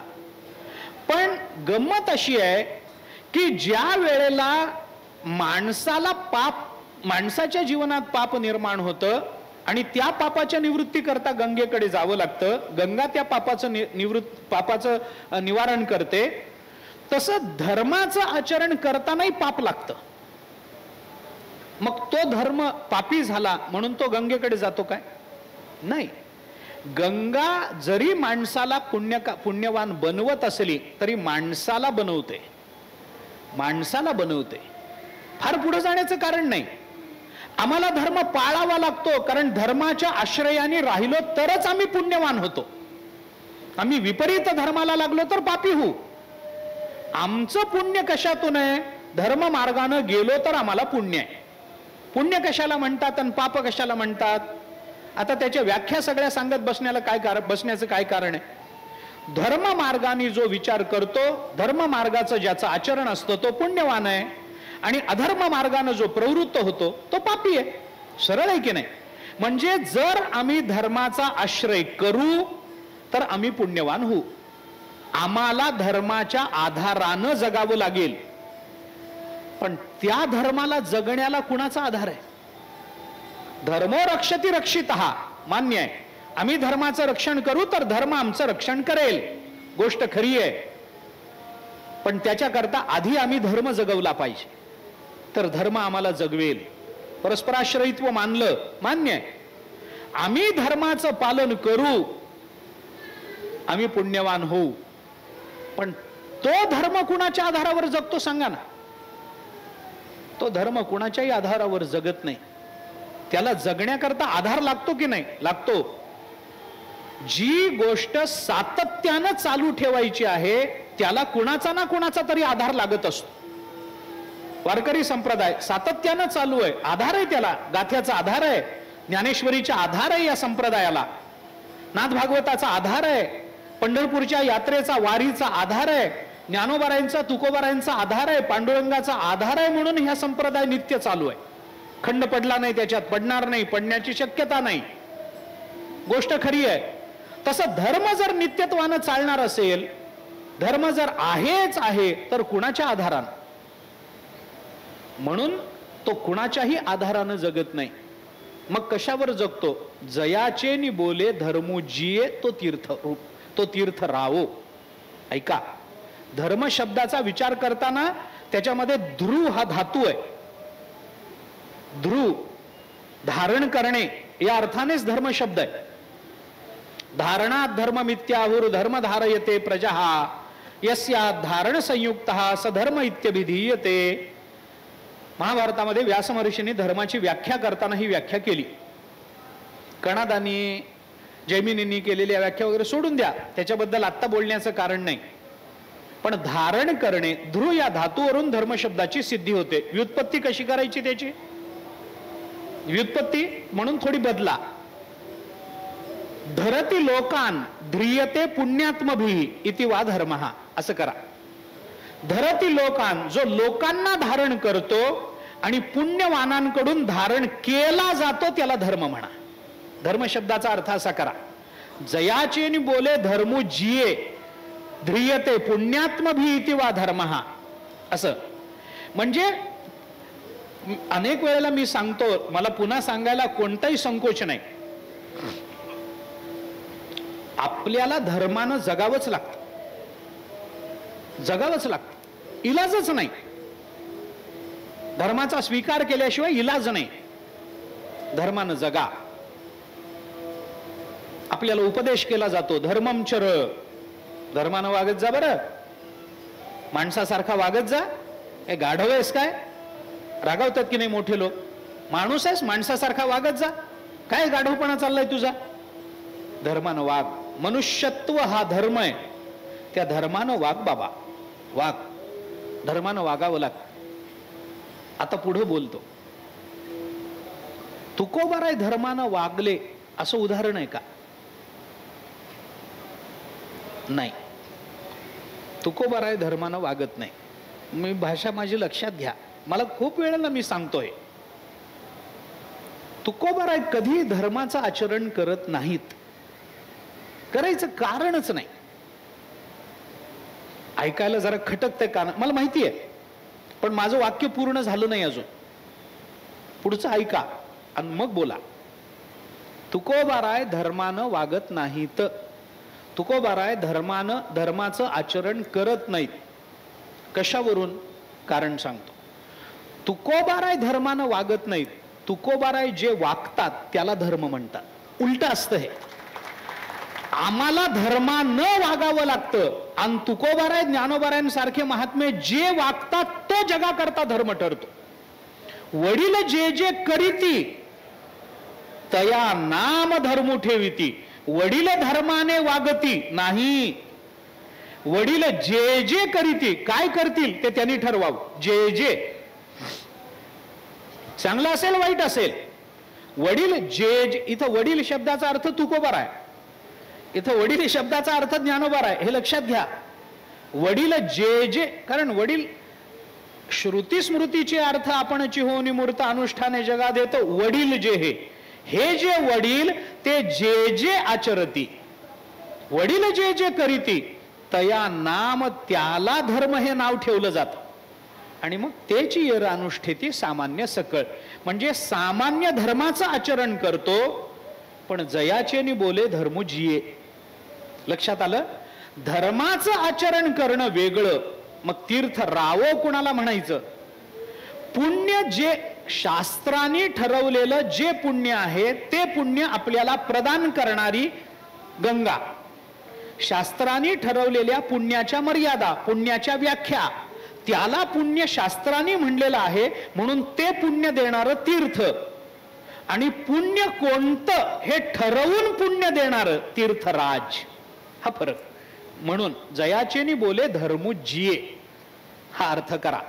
पुढे चला. दिठी महासिद्धी ते विये. दिठी त्यांची दृष्टी नुसती पडली, महासिद्धी ते विये. अनेक सिद्धी आपल्याला प्राप्त होऊन जातात. महासिद्धी म्हटलंय, क्षुद्र सिद्धी म्हटलं नाही, महासिद्धी. नाथ महाराजांनी भागवतामध्ये याचा चांगला विचार केलाय. कोणकोणत्या सिद्धी कशा कशा पद्धतीनं मानायच्या याचा विचार जाऊ द्या, मला तोही आता विचार फार विस्तारानं सांगण्याचं कारण नाहीये. ज्यांची दृष्टी दिठी मोठी कृपा प्राप्त करून देते, त्यांची दृष्टी पडायचा अवकाश प्रमाण देतो. दृष्टीचा परिणाम काय होतो प्रमाण देतो. 12व्या अध्यायाचं सगळं नमन वाचा. दृष्टीचा परिणाम, महात्म्याच्या दृष्टीचा परिणाम काय असतो ज्ञानोबरांनी स्पष्ट सांगितलंय. सगळंच सांगायचं कारण नाही, सगळ्यांना पाठ असणारं प्रमाण आहे. 12व्या अध्यायाचं नमन कुणाला पाठ नाही, सगळ्यांना पाठ. वारकरी म्हणून घेणाऱ्याला तर पाठ असतंच असतं, आणि ज्याला पाठ नसतं पाठ असायलाच पाहिजे. 12व्या अध्यायाचं नमन, अरे काही नाही म्हटलं तरी तेवढं एक रोज म्हणावं, सगळा नित्यनियम त्याच्यात आटोपून जातो. इतकं सुंदर नमन. काय दृष्टी. दुसऱ्या ओवीपासून ज्ञानोबारांनी त्या दृष्टीचा परिणाम सांगायला सुरुवात केली. विषय व्याळे मिठी दिधलिया नुठी ताठी ते तुझी कृपा, गुरुकृपा दृष्टी, कृपा दृष्टी दोन्ही पाठ आहेत. ते तुझी गुरुकृपा दृष्टी निर्विष होय कवणा ते तापपोळी. ते त्याच्यामध्ये आता काय जे असेल ते याच्यात काय आहे, काही लोकांचं म्हणणं असं की हे जे रूपक आहे ते मातेचं रूपक आहे, मातेचं रूपक आहे, कारण सगळे स्त्रीलिंगी शब्द वापरलेले.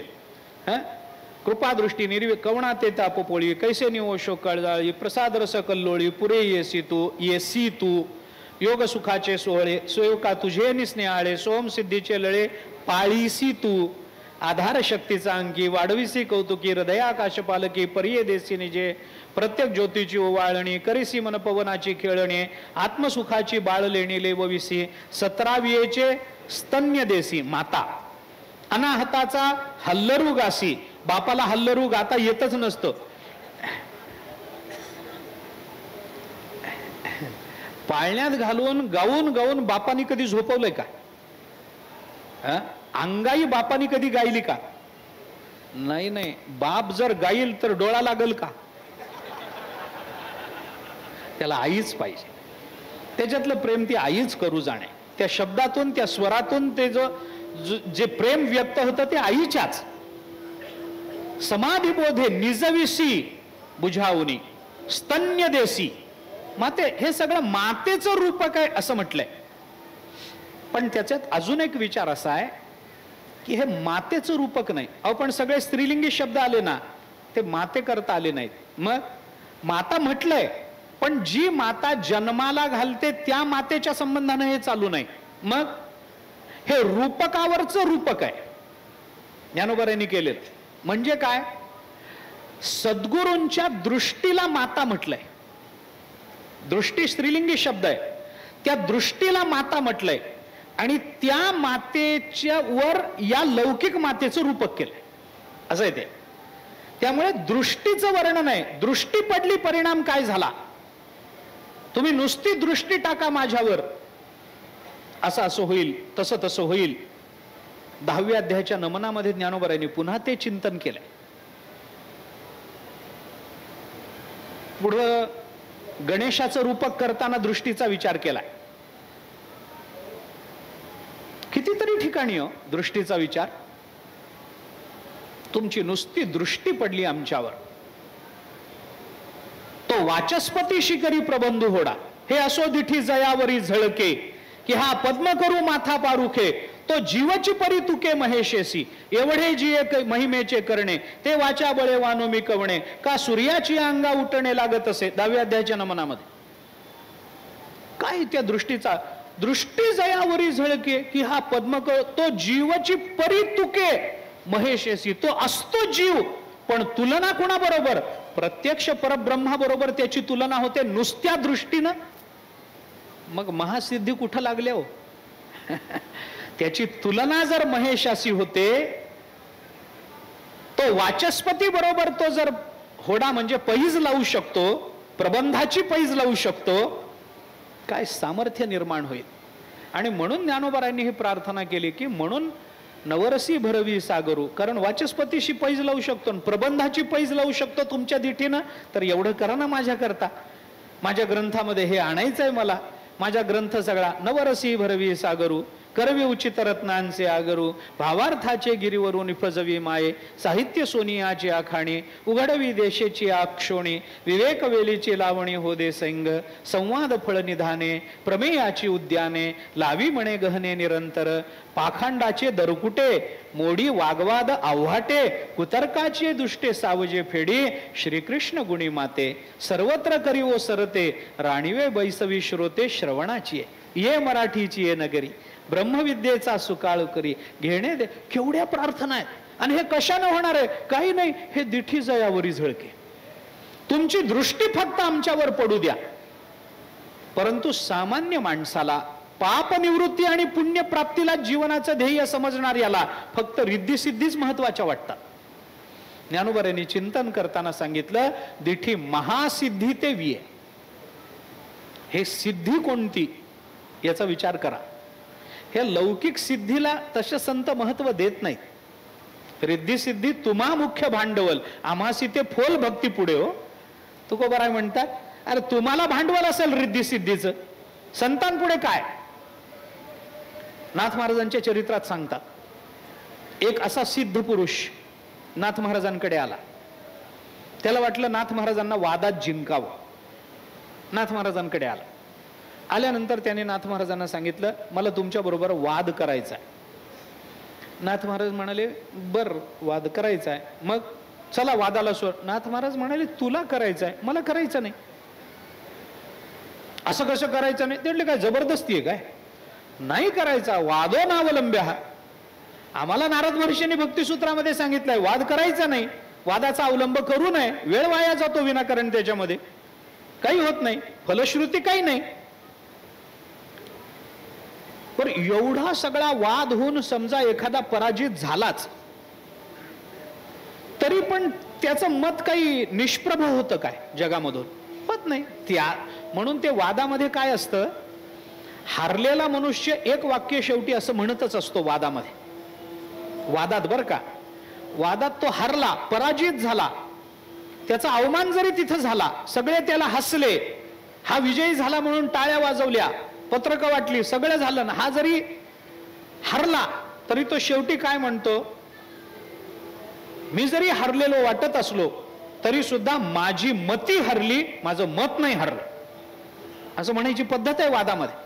माझी मती हरली, मत हरलं, मग फलश्रुती काय वादाची? व्यक्तीला पराजित करून काय मिळवायचं? वादो नावलंब्या. वादात पडू नका, वादात पडू नका. कशा करता वाद करायचा? नाथ महाराज म्हणले करायचा. तो म्हणला नाही नाही मला करायचा. नाथ महाराज म्हणले बर बघू, राहा इथं. त्याला ठेवून घेत. आता तो सिद्ध पुरुष, त्याला खोली दिली. तो म्हणला माझं बरंच असतं, मला ते माझ्याकडे सिद्धी आहेत, त्यामुळे त्या सिद्धींची पूजा रोज करावी लागते मला. ठीक आहे. नाथ महाराजांनी त्याला एक खोली दिली, देव्हारा दिला. बाबा हे तुझे सिद्धी मांड, इथं काय तुला मांडायचंय, पसारा मांडायचा मांड. आता तो म्हणला ठीक आहे. जेवण वगैरे झालं, रात्री झोपला, आतून कडी लावली, झोपला. दुसऱ्या दिवशी सकाळी लवकर उठला, स्नान वगैरे करावं, त्या सिद्धींची पूजा करावी लागते, त्यांना ते बाकीचं काय काय प्रदान करावं लागतं. ती सगळी तंत्रपूजा वगैरे मांडण्याकरता म्हणून लवकर उठला. बघतो तर एकही सिद्धीची मूर्ती देव्हाऱ्यात नाही, एकही मूर्ती नाही. एवढ्या सगळ्या मिळवलेल्या सिद्धी गेल्या. कुठे गेल्या, कुठे गेल्या? चोरी झाली, चोरी झाली. बघतो तर दरवाजाला आतून कडी आहे. वरून खाली यायला काही वर काही जिना नाही, काही नाही, वर खोली नाही. वरून खाली यायला काही घर फोडलेलं नाही. खिडकीला आतून कडी आहे. मग सिद्धी गेल्या कुठं? उंदीर विंदीर येऊन पळवून नेल्या मूर्त्या म्हणून बघायला लागला तर कुठं बीळ नाही. कुठं गेल्या सिद्धी? गेल्या कुठं? माझ्या घरातल्या मी एवढ्या कष्टानं तपश्चर्या करून मिळवलेल्या सिद्धी गेल्या. गेल्या तुमच्या घरात आल्यामुळे गेल्या. म्हणून तक्रार करायला म्हणून दार उघडून बाहेर आला. नाथ महाराजांना बोलावं, तक्रार करावी, दोषारोपण करावं म्हणून दरवाजा उघडला. पहाटेची वेळ. नाथ महाराजांचं उठून सगळं चालूच होतं, अनेक आवरणं चालूच होतं नाथ महाराजांचं. तेवढ्यात त्यांनी बघितलं, स्नान करून नाथ महाराज बाहेर आले. धोतरच नेसतायत. तो तावातावानं नाथ महाराजांकडे जाणार आणि नाथ महाराजांना रागावणार. तेवढ्यात त्यांनी असं बघितलं, त्याच्या देवघरातल्या त्या सिद्धी कुणीतरी झाडाची फुलं तोडून आणतंय, कुणीतरी सडा घालतंय, कुठली तरी सिद्धी नाथ महाराजांच्या घरासमोर रांगोळी काढते, कोणती तरी सिद्धी नाथ महाराजांच्या पूजेकरता आसन तयार करतेय, कोणती तरी सिद्धी नाथ महाराजांच्या घरी पाणी भरतीये, पूजेचं पाणी तयार करून आणतीये. हे सगळं बघितलं आणि त्याने विचारलं, अरे त्या सिद्धीला विचारलं, मी तुमची रोज पूजा करतो, तुम्ही ही कामं काय करताय? शेणाने हात बरबटून घेताय सगळे. त्या सिद्धीने सांगितलं, तुझ्या करता आम्ही आहोत, आम्ही तुला काही देतो म्हणून तू आमची उपासना करतोस, पण आम्हाला जर काही मिळवायचं असेल तर यांच्या पायाशी यावं लागतं. या सिद्धी वगैरे या लोकांकरता. म्हणून इथला सिद्धी शब्दाचा अर्थ ज्ञानोबारायांना अभिप्रेत असणारा तो नाहीये. सिद्धी हा शब्द नाथ महाराजांनी 18व्या अध्यायामध्ये वैराग्य या अर्थाने वापरलाय. तिथं स्वकर्म कुसुमांची वीरा पूजा केली होय अपारा तोषा लागी, त्याच्या पुढं म्हणून ती ये पूजे रिजलेनी आत्मराजे वैराग्य सिद्धी देई जे पसायतया. हे बोलले की नाही? तिथं सिद्धी शब्द कोणत्या अर्थाने आला? वैराग्य. ज्ञानोबराय म्हणतात, त्यांची दृष्टी जरी पडली तरी आपल्या ठिकाणी विषयाची पूर्ण निवृत्ती होऊन वैराग्य निर्माण होतं. हे त्यांचं मोठेपण आहे. म्हणजे आम्ही गंगेमध्ये तीर्थामध्ये स्नान केल्यानंतर आम्ही विरक्त होऊन कधीच बाहेर पडत नाही. आम्ही पुण्यवान होऊन बाहेर पडू, मान्य आहे. म्हणजे आम्हाला पुण्य प्रदान करते ते तीर्थ आहे आणि आम्हाला वैराग्य प्रदान करतात त्याला तीर्थ रावो असं म्हणायचं. म्हणून इथं महासिद्धी ते विये, महासिद्धीला ते जन्म देतात, वैराग्य निर्माण होतं. वैराग्याचे भाग्य संत संग हाची लाग, संत कृपेचे हे दीप करी साधका निष्पाप. तुकोबाराय बोलतात, वैराग्याचं भाग्य संत संघामध्ये प्राप्त होतं म्हणून त्यांना तीर्थ रावो असा शब्द ज्ञानोबारायांनी वापरला. इथं महासिद्धी या शब्दाचा अर्थ अशा अर्थाने करा. आणखी नाही काही सिद्धी शब्दाचे अर्थ आपल्याला करता येतील, वेळेच्या मर्यादेत सगळं सांगत नाही. देखे स्वर्ग सुखादी इये खेळू जयाचा. ज्या स्वर्ग सुखाकरता आपल्याला यज्ञागादी करावे लागतात तो स्वर्ग सुख देणं हा ज्यांचा खेळ आहे. फार छान शब्द वापरला, खेळ आहे म्हटलं. खेळ, खेळ म्हणजे काय? मनोरंजन आहे हो. खेळ म्हणजे काय शब्द वापरला? खेळ. तो मी तुझे जाहलो आहे खेळणे आजी, भक्त जैसे निजेथ पाहे तेथ ते तेची होत जाय, तो मी तुझे जाहलो आहे खेळणे आजी. भक्त जिथं मला जसा कल्पिल तसा मला तिथं प्रकट व्हावा लागतो, असा मी तुझ्या हातातलं खेळणं झालो अर्जुना. वाटेल तसं वापर, वाटेल तसं. खेळण्याला काही लहान मूल चांगलंच व्हावं, कधी त्याला पायाखाली घेतं, कधी लांब फेकून देतं, कधी त्याला कवटाळून बसतं, कधी त्याला तोंडात घालतं, कधी त्याला लाथ मारून दूर करतं, कधी कोणाड्यात ठेवून देतं, कधी ढकलून देतं. अर्जुना मी तुझं खेळणं झालो रे. अजून किती देवाने मवाळ व्हावं, किती अजून किती प्रेम करावं, याच्या पलीकडे प्रेमाची काय मर्यादा असते. ज्ञानोबराय बोलता तसं स्वर्ग सुखादी आदीमध्ये काय काय घ्यायचं त्याचाही विचार स्वतंत्र. संपली वेळ. ज्ञानोबराय म्हणतात रूपता ही कशात आहे आणि तीर्थ रावो हे कुणाला म्हणायचं. ज्ञानोबराय पुढे बोलतात, विपाये जरी आठविला चित्ता तरी दे आपुली योग्यता. आता फक्त सांगतो, विस्तार करत नाही.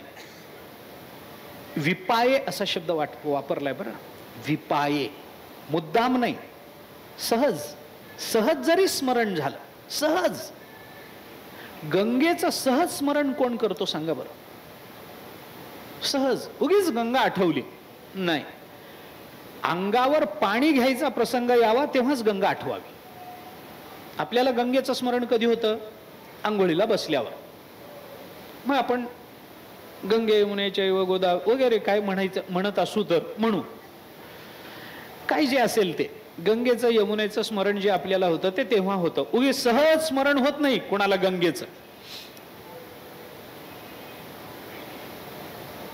पाप निवृत्त करण्याकरता गंगेचं स्मरण करावं लागतं, करावं लागतं.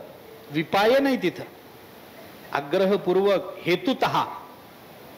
आणि मग ती गंगा आपल्याला पुण्य देते. आता विचार करा, मला थोडं जे बोलायचंय स्पष्ट रूपामध्ये 1-2 वाक्यात बोलतो. गंगेचं स्मरण केल्याने पुण्य, गंगेला डोळ्याने बघितल्याने पुण्य, गंगेत स्नान केल्याने पुण्य, मान्य आहे. असं कधी झालंय का हो की गंगेत स्नान केल्याने आपल्यालाच गंगा रूपत्व प्राप्त झालं? म्हणजे गंगेत स्नान केल्याने असं झालं की जो आपल्याकडे आला तो पुण्यवान झाला. गंगा आपली योग्यता कुणाला देत नाही, गंगेच्याच ठिकाणी ती योग्यता आहे. गंगेत स्नान करून आल्यानंतर आपलं नाव घेतलं तर सकळ दोष जातीभंगा नाही, नाही, असं होत नाही. आपलं नाव घेतल्याने होत नाही. गंगेत स्नान करून आला म्हणून त्याचं नाव घेतलं तर त्याचेही दोष गेले. गंगेचंच नाव घेतलं पाहिजे. गंगेने जरी आपल्याला पुण्य दिलेलं असलं तरी गंगा आपली योग्यता, जे दुसऱ्याच्या पापाच्या निवारणाचं सामर्थ्य, दुसऱ्याला पुण्य प्रदान करण्याचं सामर्थ्य गंगा देत नाही. दुसऱ्याला ब्रह्मरूप करण्याचं सामर्थ्य गंगा स्नान करणाऱ्याला देत नाही. पण ज्ञानोबराय म्हणतात ते झालं तीर्थ. देते, पद देते, पण पद देण्याची योग्यता देत नाही. झालं हे झालं तीर्थ. पण ज्ञानोबराय तीर्थ राज कुणाला म्हणायचं ते सांगतात. विपाये जरी आठविला चित्ता, सहज जरी ज्यांचं स्मरण झालं तरी दे आपुली योग्यता, आपली योग्यताच प्रदान करून टाकत. त्यांना तीर्थ राज म्हणा. फल देणं तीर्थ आणि फल देण्याची योग्यता देणं तीर्थराज, असं एवढा फरक आपल्याला करता येतो. त्याला प्रमाण पुष्कळ देता येतील. कृपादान केले संती कल्पांतीही सरेना. कृपादान शब्द आहे की नाही, गाथा उघडून बघा आपण. कृपादान असं नाही केलेलं, एकच शब्द केला. कृपादान केले संती. संत आपल्याला कशाचं दान करतात म्हणून षष्ठी तत्पुरुष समास. कृपादान हा एकच शब्द आहे ना, मग षष्ठी तत्पुरुष समास करा. कृपेचं दान करणं, कृपादान केले संती. संतांनी काय केलं? लोकांवर कृपा करण्याची योग्यता आम्हाला प्रदान केली. लोकांना कृपा करता यावी असं सामर्थ्य आम्हाला दान केलं. कृपादान केले संती कल्पांतीही सरेना. बघा ना तुम्ही, बघा, मी साधी साधी उदाहरणं सांगतो, मगाचंच उदाहरण सांगतो. ज्ञानोबारायांनी रेड्याला मुक्त केलं, पण फक्त रेडा मुक्त झाला का त्याला नमस्कार करणाराही मुक्त होईल? म्हणजे ज्ञानोबारायांनी नुसत्या रेड्याला मुक्त केलं नाही, तर रेड्याला नमस्कार करण्याला मुक्त करण्याचं सामर्थ्य रेड्याला प्रदान केलं. हे मला सांगायचं. नुसतं रेड्याला मुक्त नाही केलं. ज्ञानोबारायांनी ज्याला ज्याला जे जे दिलं ते ते त्याला त्याला दुसऱ्यांना देता येईल असं दिलं, असं म्हणा. ज्ञानोबारायांनी ज्याला जे जे दिलं, ज्ञानोबारायांनी आपल्याला ज्ञानेश्वरी दिली, ती ज्ञानेश्वरी वाचली तर दुसऱ्याला ज्ञानेश्वरी सांगण्याच्या योग्यतेची आपण होऊ. ज्यांनी ती ज्ञानेश्वरी ऐकली त्यांनी दुसऱ्याला सांगण्याच्या योग्यतेचा तो होईल, असं होईल की नाही? ज्ञानोबारायांनी जे जे काही आपल्याला दिलं ते व्यक्तिगत जीवनापुरतं न देता दिलेलं दुसऱ्याला देता यावं याच्याकरता दिलं आणि या रूपानं दिलं. म्हणून विपाये जरी आठविला चित्ता तरी दे आपुली योग्यता, आपली योग्यता त्यांनी दिली. रामेश्वर भट्टांनी तुकोबारायांना त्रास दिला, अभंग बुडवले, तरी तुकोबारायांनी त्याच्यावर कृपा केली. अशी कृपा केली की रामेश्वर भट्टांची आरती रोज म्हणली जाते, आहे ना. त्यांच्यावर कृपा केली म्हणजे त्यांनाही संतच म्हटलं गेलं ना, संतच म्हटलं गेलं. विषय संपला, दुसरं नाही. दुसरं नाही. आता तो जीव राहिला नाही. जीवाला ब्रह्म बनवणारी तीर्थ असतील. आता अजून एक वाक्य बोलतो. विपाये जरी आठविला चित्ता तरी दे आपुली योग्यता म्हणजे काय, अजून एक त्याच्यातला अजून एक भाव म्हणा पाहिजे तर, पण विस्तार करत नाही.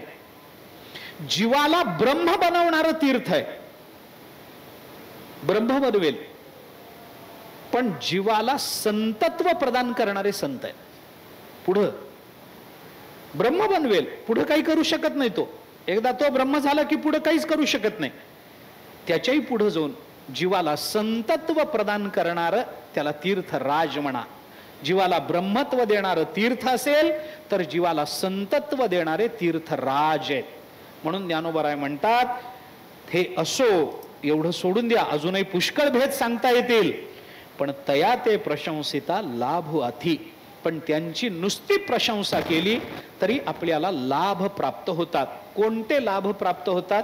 किती? हाच अभंग बघा. हे तो एक संता ठाई लाभ पायी उत्तम. काय प्रशंसा करा म्हणविता त्यांचे दास, पुढे असं उरेना कृपादान केले संती कल्पांती. कितीतरी लाभ आहे.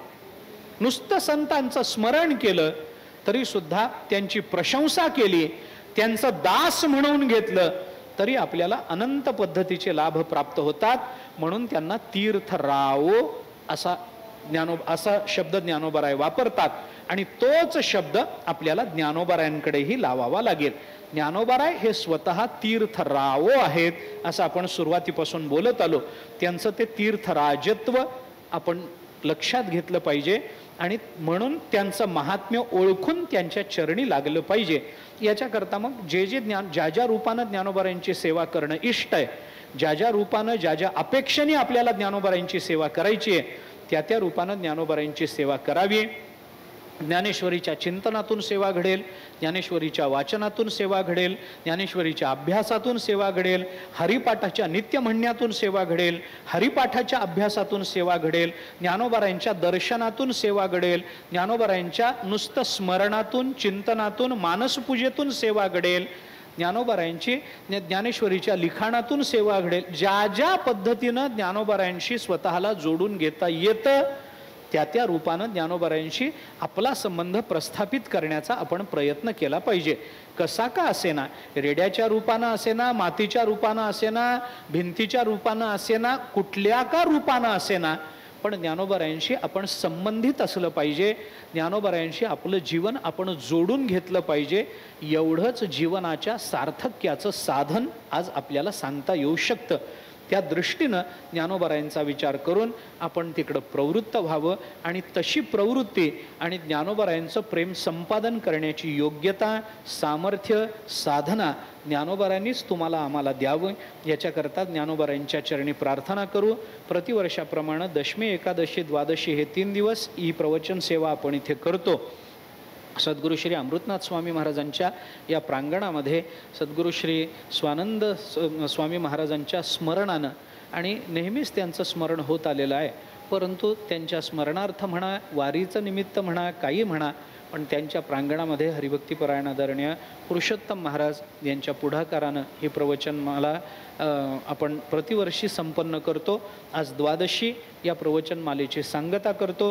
ज्ञानोबरायांच्या चरणी झालेली ही सगळी सेवा तुमच्या आणि माझ्या दोघांच्याही वतीनं समर्पित करतो आणि ज्ञानोबरायांनी तुम्हाला आम्हाला आमच्या जीवनाची धन्यता द्यावी, आम्हाला त्यांच्या चरणाशी जोडून ठेवावं, त्यांच्याच कृपेच्या वैभवामध्ये आम्ही जगत राहावं, त्यांच्याच अक्षराचा प्रसाद जन्मोजन्मी आम्हाला मिळावा, जन्मोजन्मी वारकरी म्हणून जन्माला यावं, जन्मोजन्मी ज्ञानोबरायांची वारी करावी, जन्मोजन्मी ज्ञानेश्वरी पाठ करण्याचा, ज्ञानेश्वरीची सेवा करण्याचा प्रयत्न करत राहावं, जन्मोजन्मी ज्ञानदेव ज्ञानेश्वर हीच नावं आमच्या मुखामध्ये राहावीत. याच्या पलीकडे ज्ञानोबरायांच्या चरणी दुसरं काहीही आपल्याला मागायचं नाही. तुमच्या कृपेचे पोसणे जन्मोजन्मी तुका म्हणे, एवढंच आपल्याला ज्ञानोबरायांच्या चरणी मागायचं. आपलं जीवन ज्ञानोबरायांशी जोडावं जोडलं जावं आणि ते नित्य जोडलेलं असावं, याच्याकरता जे काही करता येईल ते ज्ञानोबारायांनी आमच्या बाबतीत करावं एवढीच प्रार्थना करतो. झालेली सेवा माऊलींच्या चरणी आणि माऊली रूप असणाऱ्या तुम्हा सर्व श्रोत्यांच्या चरणी समर्पित करतो आणि थांबतो. पुंडलिक वरदे हरी विठ्ठल. श्री ज्ञानदेव तुकाराम विठ्ठला विठ्ठला विठ्ठला विठ्ठला विठ्ठल विठ्ठल. पुंडलिक वरदे हरी विठ्ठल. श्री ज्ञानदेव तुकाराम माऊली ज्ञानेश्वर महाराज की जय. जगद्गुरु तुकाराम महाराज.